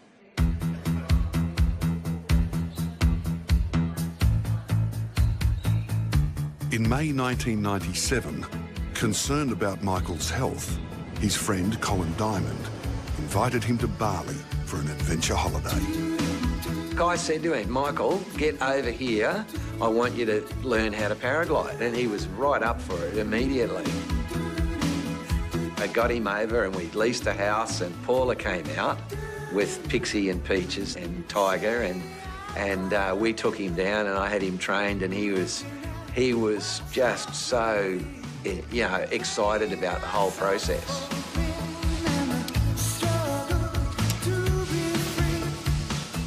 But there's a moment, though, where you have to make the leap. Yeah. Do you remember that moment? I do. I can remember it. I'm going to say, "I'm going to chuck you off a cliff, Hutcho." And we did.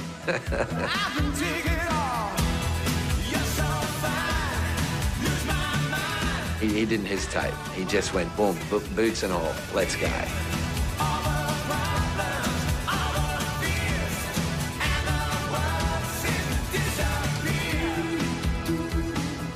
He flew perfectly out horizontally, and then he did a perfect beach landing.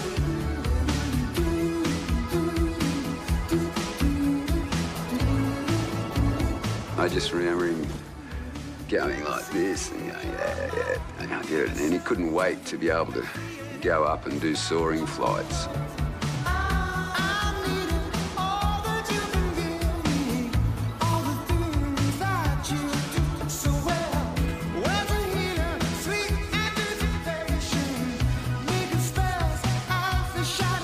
Malcolm Williams not only trained Michael, but he and his wife Edith hosted the whole family, including tiny Tiger Lily. I mean, Tiger Lily was gorgeous, absolutely gorgeous baby, you know. I mean, she was easy, she was smiley, she was happy. Smelly tiger, smelly tiger, smelly tiger, smelly doom, doom, doom, doom, doom, doom, doom, doom, doom. You don't understand, you? Michael loved being a dad. I didn't know that. And he and Paula wanted another baby.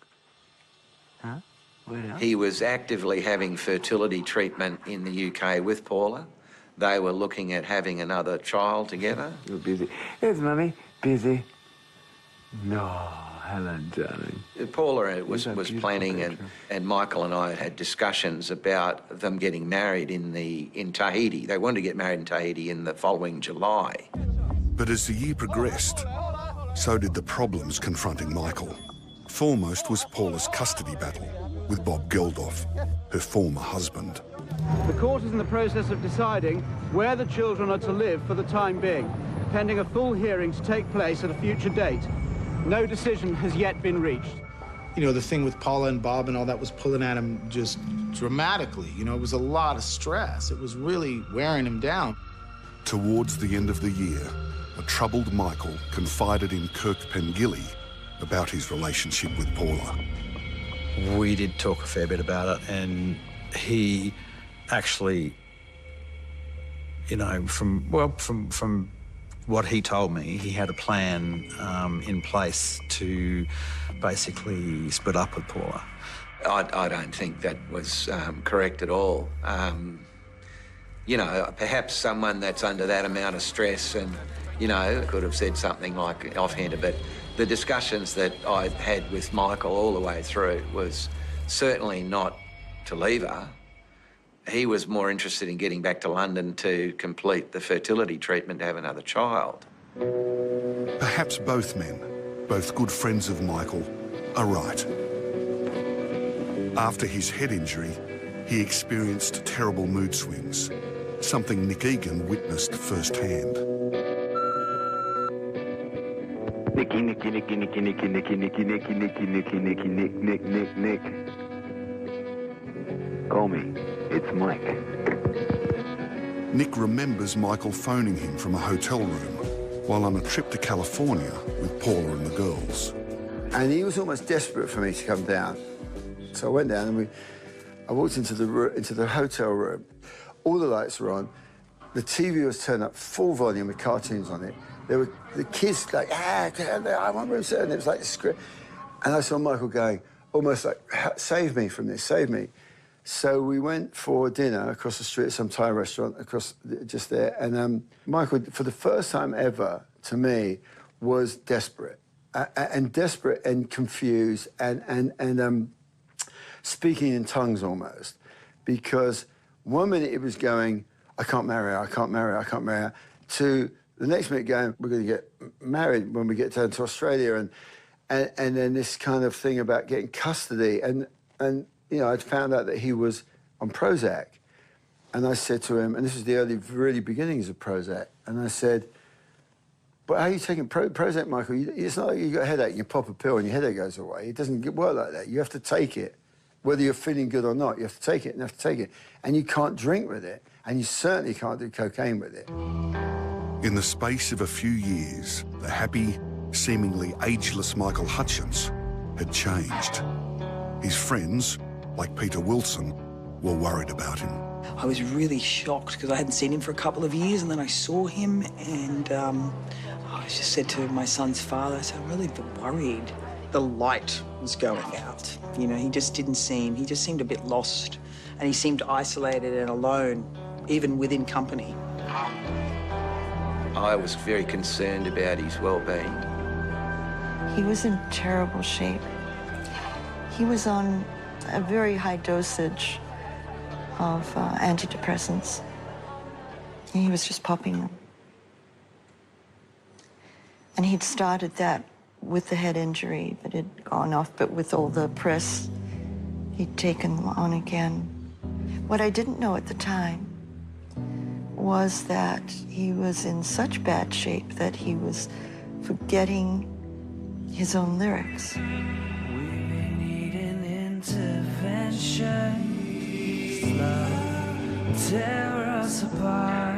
Also weighing on Michael's mind was an upcoming tour with INXS.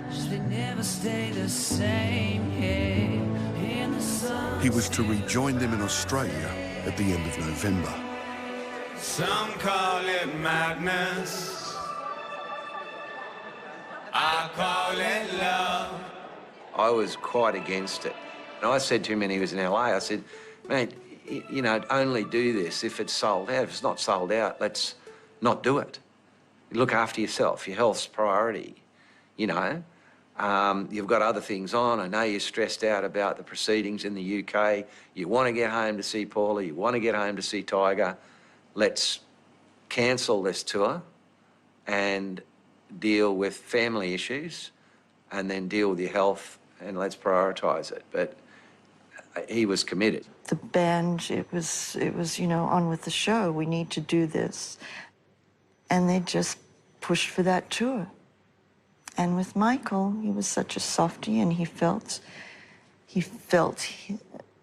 what could he do? He'd be letting them down. He didn't want to do that. He was adamant he wanted to complete that Australian tour for the band. For the band? For the band. He said, no matter what, I'm going to do it. I'll finish it, and then I'll have a break. I think if that was scheduled at another time and place and date, it might have actually worked out. I don't think Michael wanted to die. I'd love to be a famous movie star. It's really hard work, though, I've heard. You see a lot of waiting. Yeah, a lot of waiting. Yeah, you do a lot of bar work. No, I really, really do enjoy movies. And, I mean, I spend time on sets of movies just hanging around and watching the process of it.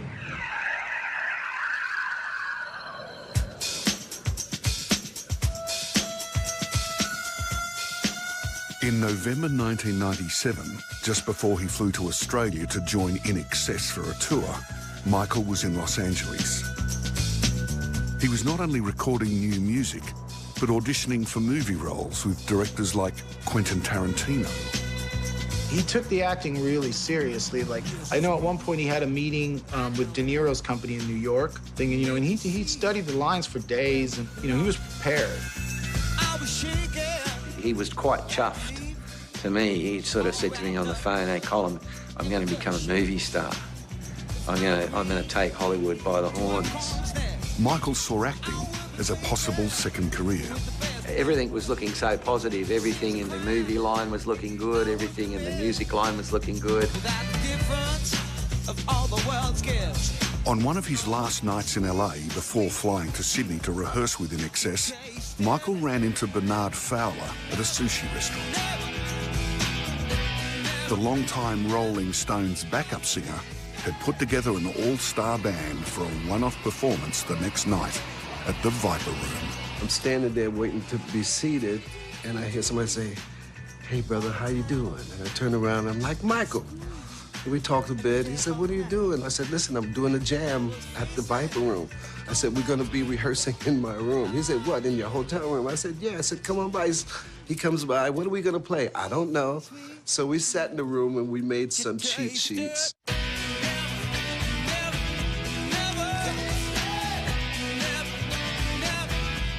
How was he? He seemed to be in a good place. I mean, he walked in the restaurant. He had 2 birds with him. So I'm sure he was in a good place. And they weren't bad looking either.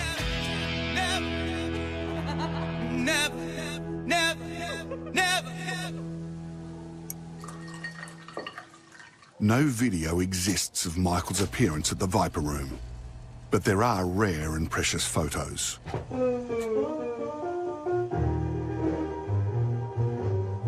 By sheer chance, in the audience that night was this man, Hollywood photographer Jimmy Steinfeld. Several of my friends were very closely involved in that show, most especially Danny Saber and Bernard Fowler. The band Nickelback, the great Billy Gibbons played that night, but the superstar of that night was the great Michael Hutchence. Oh, guess who I jammed with? Fucking Billy Gibbons. Fucking from ZZ Top, man. The cool the shit at the Viper Room, and he was there, and I turned around and went, it's Billy. All right, you're Billy, right? He goes, yeah, man, I'm Billy.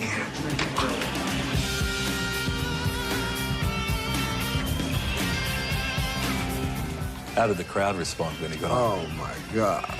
You know, I don't think they believe me because I remember it getting a little quiet. And then when he came on stage, they were like,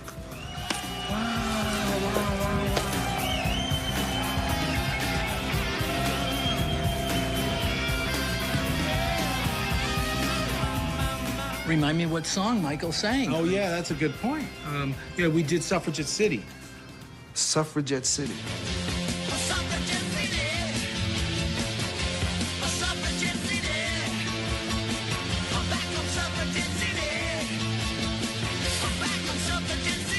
This place was packed. It was packed. It was hot. And he was doing his thing.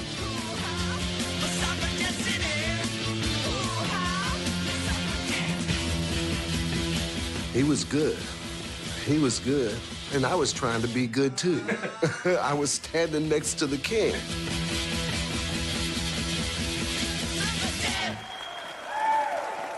That night, I saw a really happy person. It was so happy and enjoyable that he was gallivanting around the club while I got everybody else backstage to pose for a photo. Michael was hemmed up in the corner. People had him surrounded in the corner, so I couldn't get him to the corner to take that picture. So there is a picture of all of us that were there that night, and the only person not in that picture is Michael. Not enough time for all that I want for you. Not enough. It was an amazing night, though. Amazing night. Amazing night, and also a very sad night, because that was his last gig.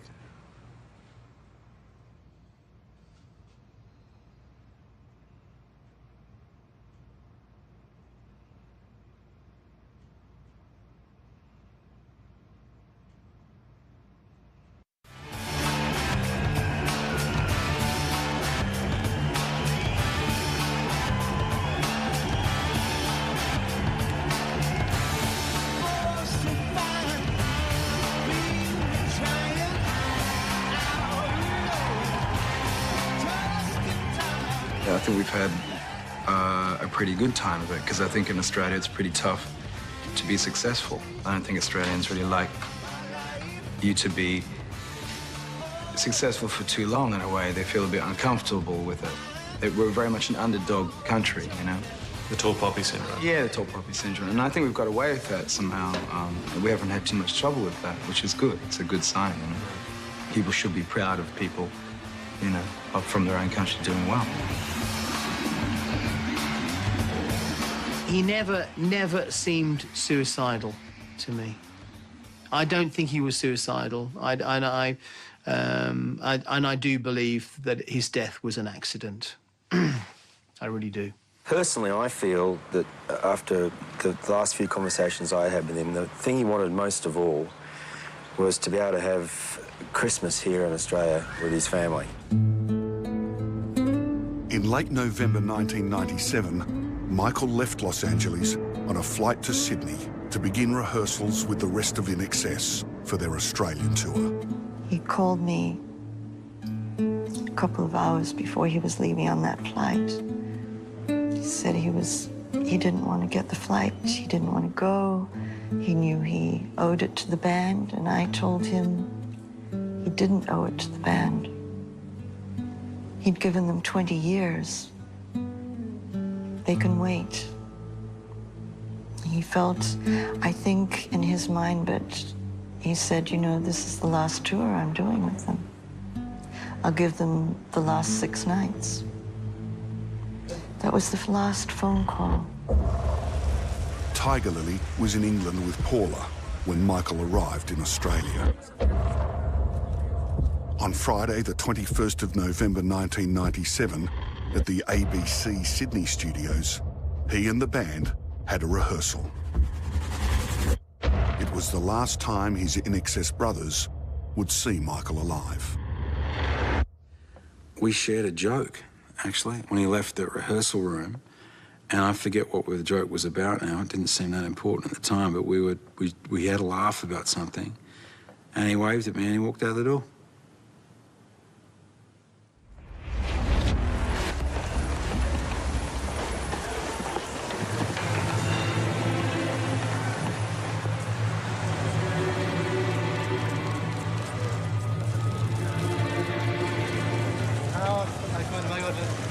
What's happening myself. 90 minutes ago, here at the Ritz-Carlton Hotel at Double Bay, a man's body was found in the doorway inside one of the rooms on the 5th floor. Tell us anything about what's happened inside? That's all right. I've got no comment at the moment. Right. A hotel maid was the lady who made the discovery. She was quite distressed and screamed for help, and security ran up there trying to revive the man. but it is the identity of the man that sadly will shock many. It was a Saturday, and I got a phone call at home in the afternoon because I was in charge of the Rose Bay Detective's Office, and they rang and said that Michael Hutchence had died in the hotel room. Look in the driveway here, you know, cars in and out. Just get out the driveway and do whatever you like, okay? The international music industry is in shock with the death of rock star Michael Hutchence. The body was found just before noon by a member of the hotel staff. The hotel room where the body was found has been secured, and crime scene investigators are completing investigations at this time. Police won't confirm the cause of death, but they've taken a leather belt into possession for scientific examination.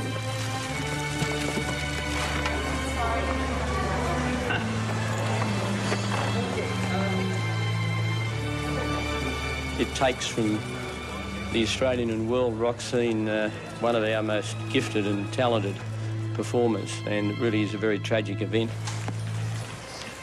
The British tabloid media were everywhere. There was reporters all over the place. There was photographers both sides of the street. Semicircle this side, along out the front, on the road, semicircle the other side, standing on the road this side, up on the balconies over here on the footpath. They were everywhere. There was a big crowd near the garage.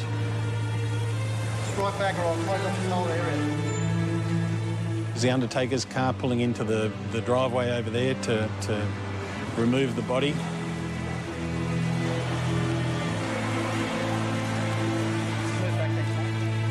All the reporters and the scrutiny, everyone looking, everyone trying to find out what was going on, making stuff up, rumours. It was horrible. Now a comeback tour and one of the greatest acts in Australian music history has come to an abrupt and shock end. How was Michael's body found? The maid went into the room to change the room, and as she pushed the door, it wouldn't open. And she pushed it a bit harder and then heard a noise, and it was his body falling from the belt that had broken on the door closer. And she came in and saw his body and then ran down and alerted the other staff. And the headlines were, Michael Hutchence dead at 37. And I can't tell you what that feels like. Carry on, Hutch.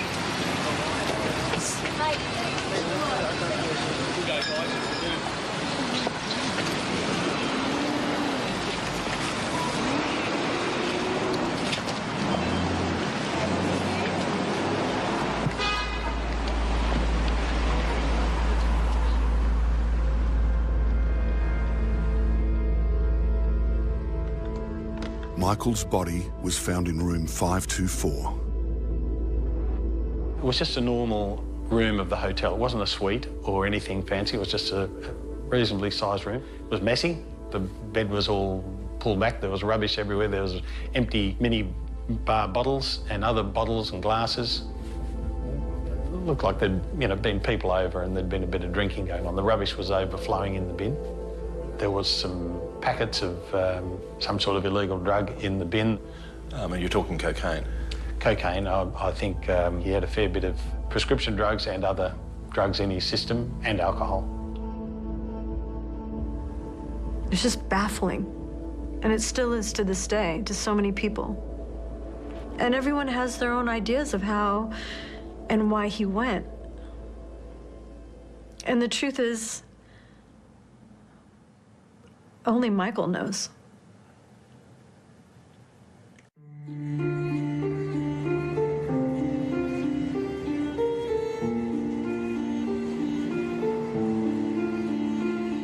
On Michael's last night, he went to dinner with Kel and Susie, his father and stepmother, at this Indian restaurant not far from his hotel. Staff there remember his dad being concerned about his son. His father said to him at one point, you know, is everything okay with you? I'm worried about you. He was holding Michael's hand. I heard Michael say everything's fine, Dad, don't worry, everything is all right. And they had a lovely meal. It was just a happy family having a nice meal for 3.5 hours. After having that wonderful dinner with him, we dropped him back to the hotel about 10:30 that night, and he sort of waltzed off up to the front entrance and waved, and I thought, I wonder where he'll get up to tonight. A couple of drinks at the bar, then went to his room, and he tried to contact some friends for them to come over.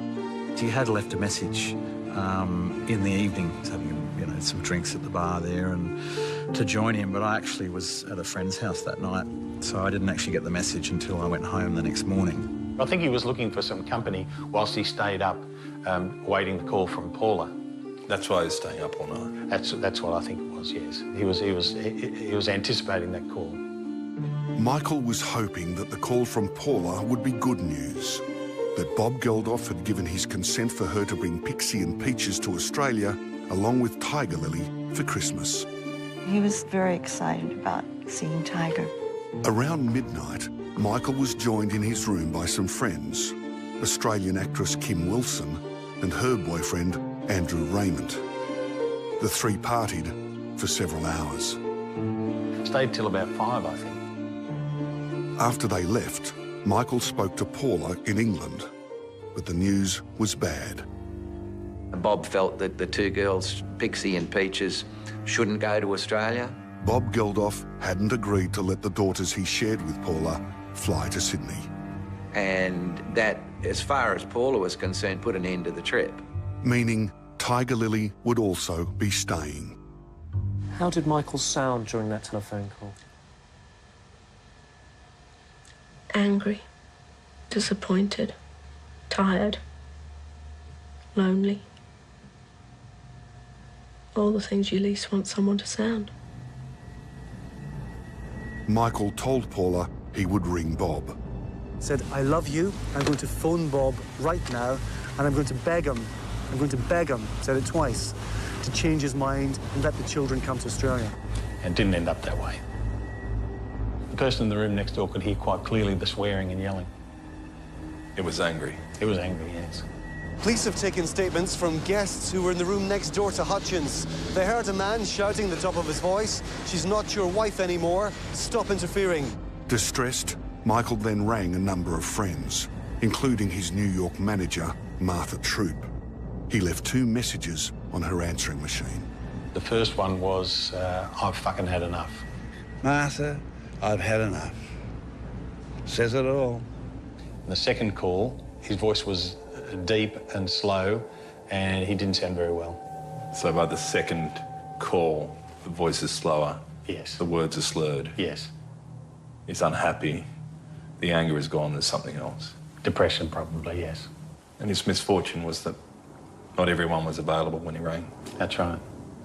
I had a terribly restless night sleeping. I got up at 6 o'clock and I went and the kids made some tea, and I just felt I wanted to call him. But knowing that he wasn't a very good morning person, I hesitated. I sat over there beside the phone for an hour, wondering, why did I feel this? Why did I, I rang about just after 11 o'clock, and there was no answer in the room. Kel Hutchence hung up. Not long after, a reporter rang him. And he said, can you make a comment about Michael? And I said, about what? The tour or what? He said, no, about Michael. And I said, would you please explain yourself? He said, oh, I'm sorry, I'll ring the PR people. And I hung up, and I just sat there frozen. I thought he'd had an accident, And just 2 minutes after that, the police came to the front door and told me. Yeah. Terrible. I don't think I can talk about that much more.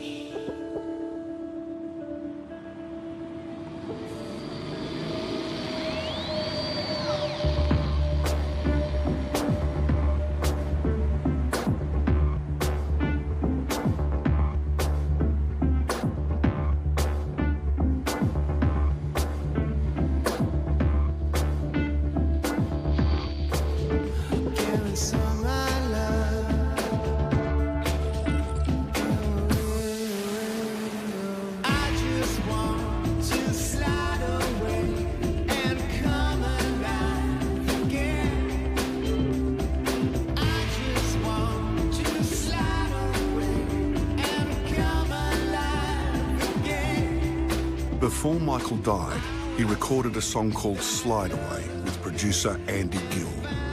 The song is a duet.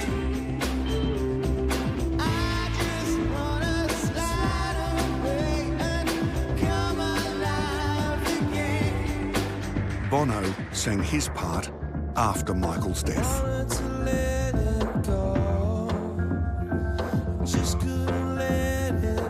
Clearly, the subtext of the song there's some sense of foreboding.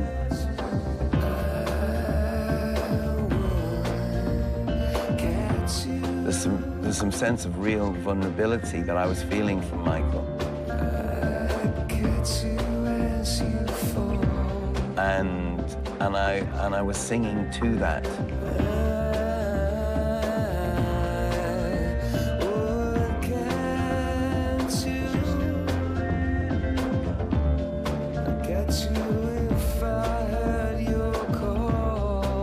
I will catch you if you call. Like, you do have to call. You know, people who are feeling that agony need to make the call. Just call your friend and call your mates.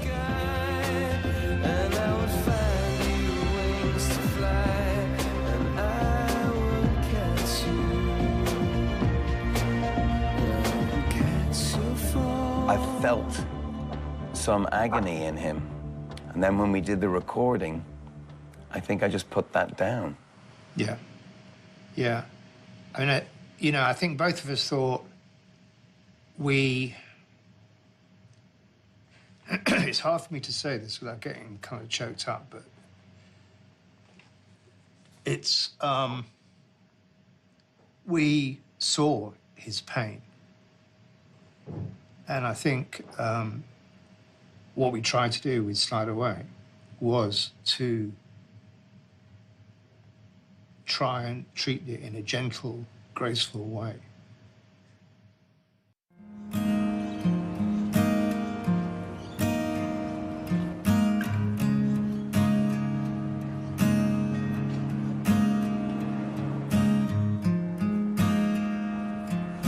I don't know what to think. Just can't believe it's happened. These, we believe, are the last lyrics, which we're told were found in the room. Can you have a look? A yellow notepaper, that was what he had in the room. So these are the last lyrics? Yes, it looks to be what this is.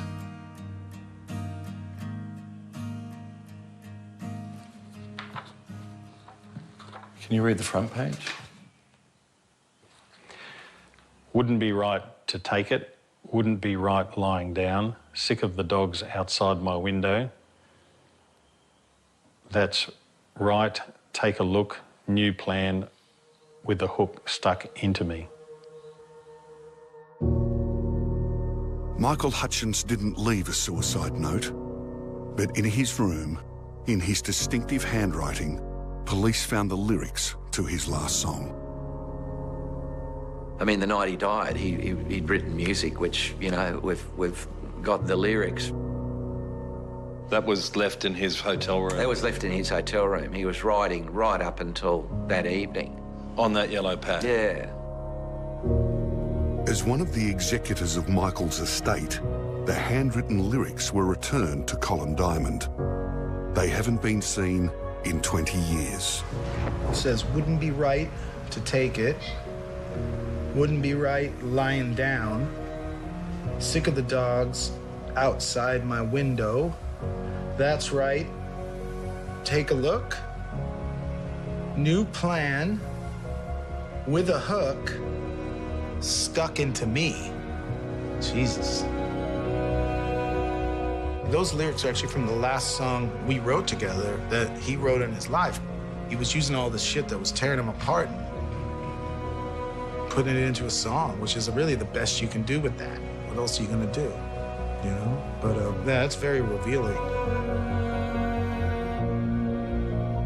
What astounded me with him was that a lot of people would get a pencil and paper and they would write out how they feel, and then they'd go back with the eraser and they'd rub out, I don't think so. The amazing thing with him, it used to shock me sometimes, he'd write a set of lyrics and he'd never go back. It just came out exactly like his thoughts. And it used to be very scary because the thing was what you saw was really exactly what he was thinking. Look at the mess you're making. Look at the mess across your face. All the bitterness has started showing. All the bitterness has started showing. 5 years, no one hears. Just another heart too scared to bleed. I just look at the way it's written, and you don't have to be like a psychologist to look that there was some insanity going on in the way that thing was written, and some anger and some rage. What do you see in those lyrics? Everything. It seems like consistent, you know, confusion and self-loathing and inarticulate, kind of messy offering that would precede his end. That's consistent. Sad, but true. The hardest thing to look there is with a hook, I don't know, stuck into me. That is heavy. It's almost, you could say it's almost a suicide note. I mean, you could almost say that. I mean, if you want to look into it, it's pretty damning in terms of the dogs being the media. Take a look at a new plan being that you want to just get away and start again, which is, you know, is metaphoric there. And look at the mess across your face. That could be him talking about himself. Yeah, because that's the other thing about when you're in that state, you just don't want to look in the mirror. You know, you don't want to look in the mirror. And there's a self-loathing as well, I think, when you get to that point. Just that just wanted it to be over. It's definitely got that. But equally, yeah, if he'd gone to sleep and woken up the next morning, he might have screwed this up and thrown it in the bin. But it's a very, very, very interesting document, I think. Who else has seen this? This is the last page. These are the last lines. Gave you some time to feel it. Tangled you up in flesh and blood. Just too scared of where it takes you. Spotlight blue to red, crashing in your head.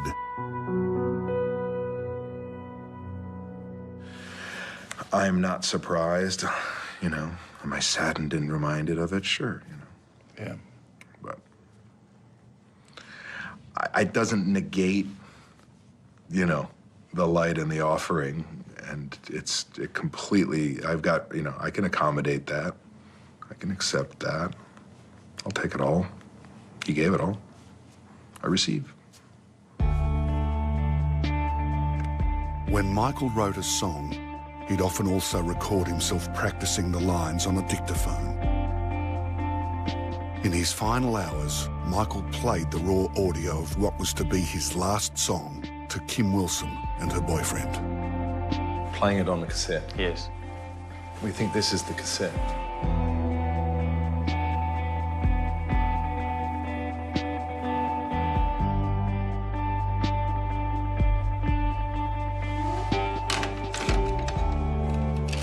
This is Michael's final recording.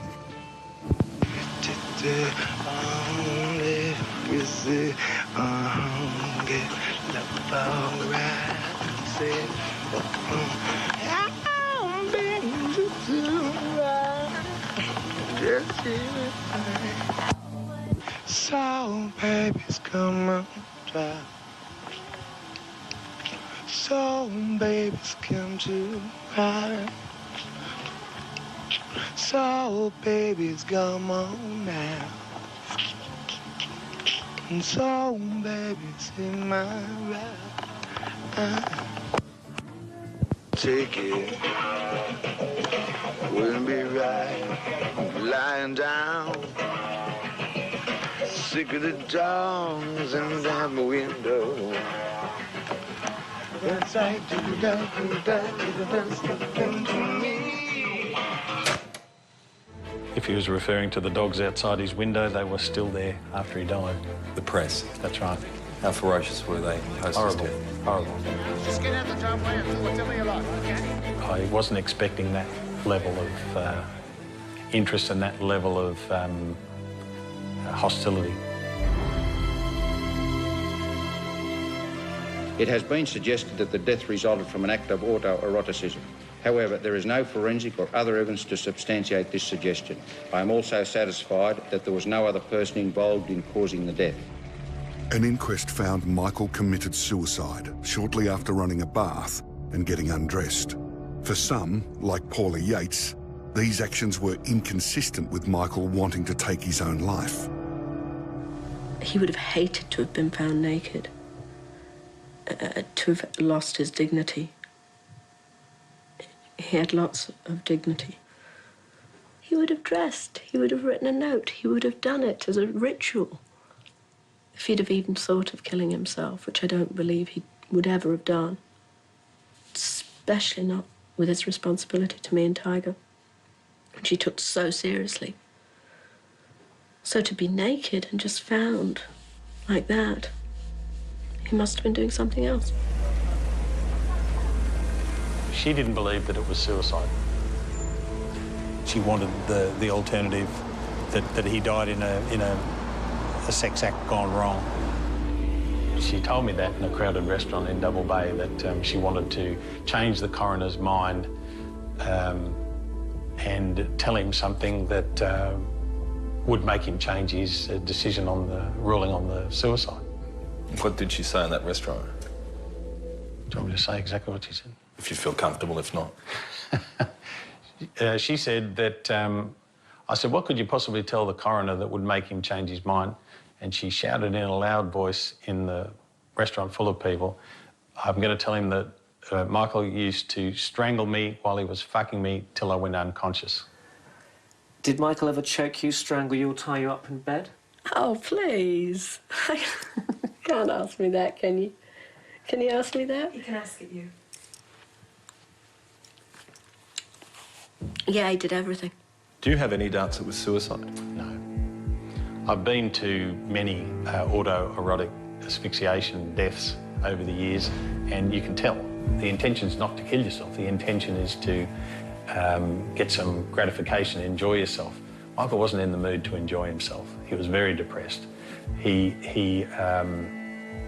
wasn't thinking properly because of the lack of sleep, the medication, the drugs, the alcohol, the argument he just had with Bob Geldof. When you're in that frame of mind, you're not thinking about other people's thoughts. You're only thinking about getting yourself out of the pain that you're in. And I think that's what he was looking at. I can assure you there was nothing kinky there. Yeah. You wouldn't, I mean, I can dispel that rumour very easily by the fact that you, after fighting with Bob Geldof on the phone for 18 minutes, you don't, oh, I feel horny now, I'm going to, after an argument. You wouldn't do that. It doesn't make sense to me.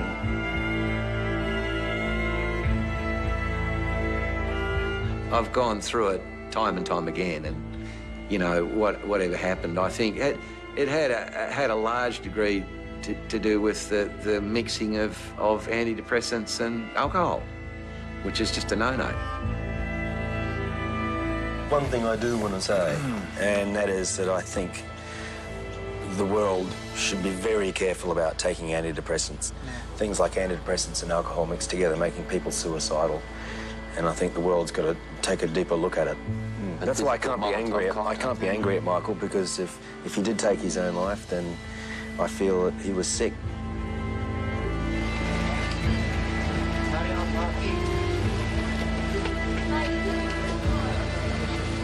I went to see him at the morgue. I walked into the room, and the door was closed behind me. It's very cold. Michael was laid out with a sheet. And he did look peaceful. I guess all his troubles were gone. And he had a little cut. I guess that was when he hit the door. I just tried to hold his hand. It was so stiff. And I kissed him. I just stayed there for a while, just telling him how much we all loved him and understood it was okay. It was okay.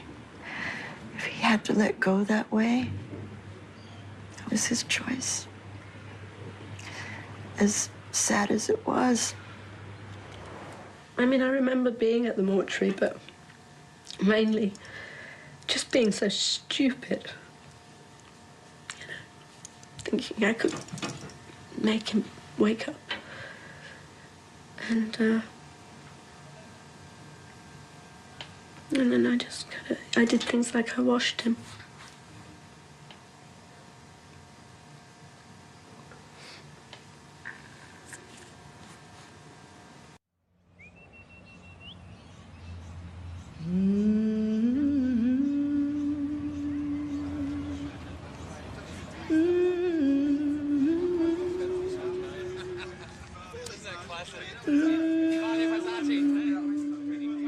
Two months after Michael died, on a boat on Sydney Harbour, on what would have been his 38th birthday, his family and friends gathered to scatter his ashes.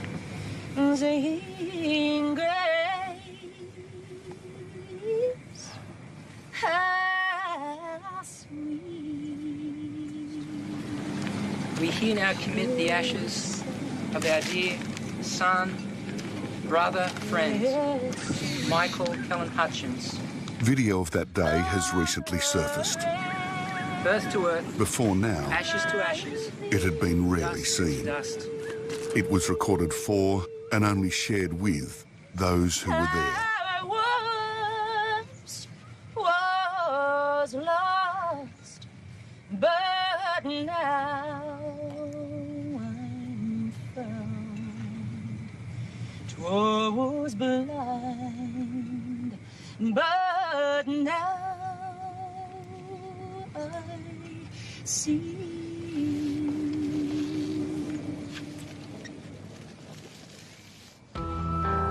After Michael was laid to rest, the fallouts and recriminations from his sudden death were brutal and devastating. A lengthy and acrimonious dispute over his will, initiated by Michael's family, dragged through the courts for years. The estate was sued, the trust was sued, I was sued. There was, 13, 14 counsel involved for 3 or 4 years. Michael's mother, Patricia, blamed Paula for her son's depression, which led, she believed, directly to his death.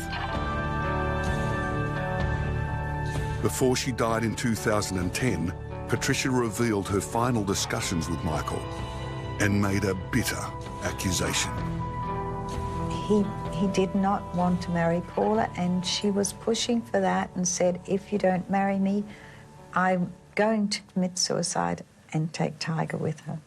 And I think the final thing for him was that threat, if you don't marry me, you're never going to see Tiger again, ever.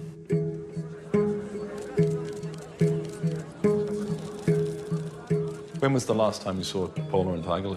At the airport. I went out with them when she was going back after the funeral, and Paula was in the VIP room in the airport. She was lying on the couch, quite distraught still, and Paula and her friend got on the plane and left Tiger Lily in the room, so I had to pick her up and carry her onto the plane and said to Paula, you left something behind. And then I left. That was the last time you saw them? That's the last time I saw her, yeah. A heartbroken Paula never got over Michael's death, despite the best efforts of friends to help her. She had the utmost support because she took Mike's death extremely badly. She did? Yeah, it really did knock her for 6. I don't think Paula ever could come to terms with losing Michael. I mean, his ashes were actually in a pillow that she'd sleep on every night. She never recovered. She never recovered. And I like to think about it. Had Mike not have gone, Paula wouldn't have gone, the whole thing would have been different. But that's life, that's what's happened. That's the reality. We've lost them both. Tragedy. 3 years after Michael's death, on her daughter Pixie's 10th birthday, Paula died of an accidental heroin overdose. 14 years later, her second daughter, Peaches, died in similar circumstances. I don't want to go in. I just want to say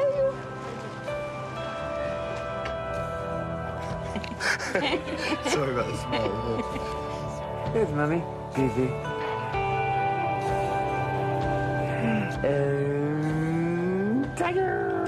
I think, you're given a bit of a, tough set of cards when your mum and dad die at that early stage. Paula and Michael's daughter, Tiger Lily, was raised by Bob Geldof. Mike, loved Paula. Paula loved Mike. They both loved Tiger. Oh, yes. Bob loves Tiger. There we go. Look at that. What a grown-up guy. Bob's looked after Tiger, and he took it on with great spirit. And the day that Paula died, I was contacted by him and we gave full support because I felt that Tiger should be with the sisters. And it's worked out very well. She's been well educated and she's very grounded and she's got a great future, which would make both Paula and Michael extremely happy.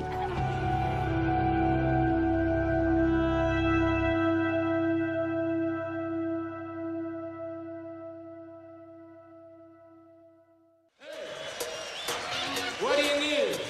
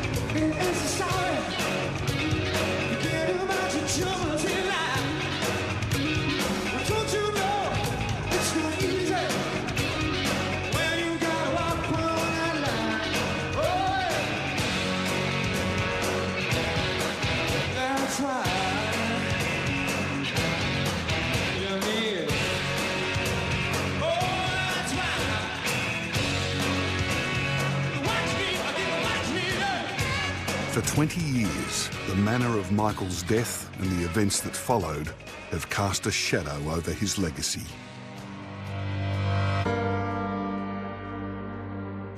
Yet what unites all those who knew him is how much he was loved and how magnificent a man and a musician Michael Hutchence was. Which is why his new music, now that it's finally been revealed, matters so much. He wanted people to hear his own artistry and his own voice. And I think in so many ways, his soul will really rest in peace because they finally will. And it's excellent. Putting a little bit of a happy ending on a story that really didn't have one, you know? He needs to be at peace, you know, something has to happen where it's just a beautiful ending, you know? It's wonderful because there's something extra. There's a little bit more of Michael left. I mean, he left, you know, we've lived the last 20 years without him. He shouldn't be defined by one night, you know? And I think that there are also huge Michael Hutchence fans out there who will feel even more gratified by this discovery. You know, the fans having an opportunity to hear his voice and hear something new. I know what that's going to mean to them. I don't think you can emphasize enough just how great the singer is, as well as, you know, that sort of, you know, the personality behind the voice was amazing and interesting and then tragic. But I think what we're all realizing is just how great a singer we lost, as well as a friend. He really wanted this. He really wanted his music to be heard. You know what? We can talk about it till the end of time. Let's just play the track and let the people make up their own mind.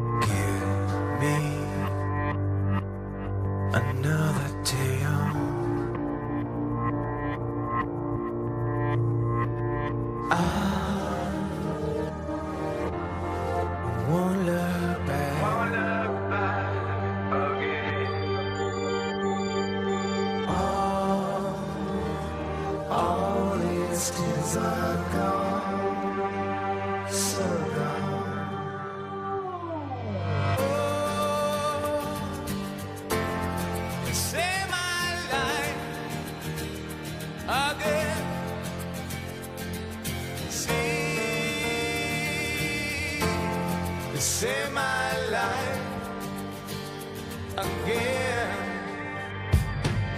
Tell me you never see why. Tell me why. Give up and give it to me. To me, to me.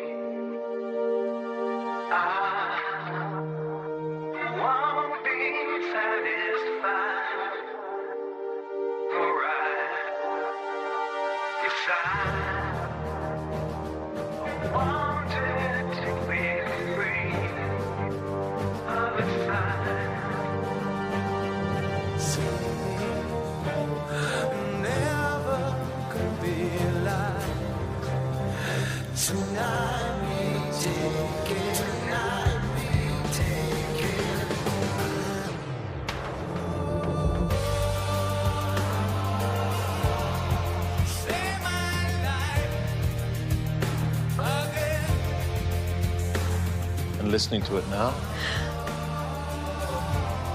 It makes sense.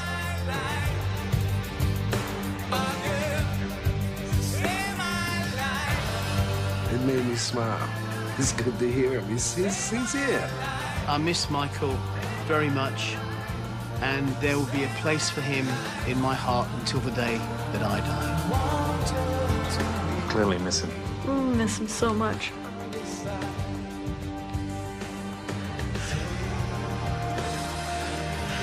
I miss him a lot.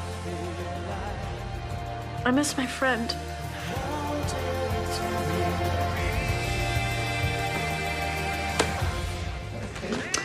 There you go. If this program has raised any personal concerns, please contact Lifeline on 13 11 14 or Beyond Blue on 1300 224 636.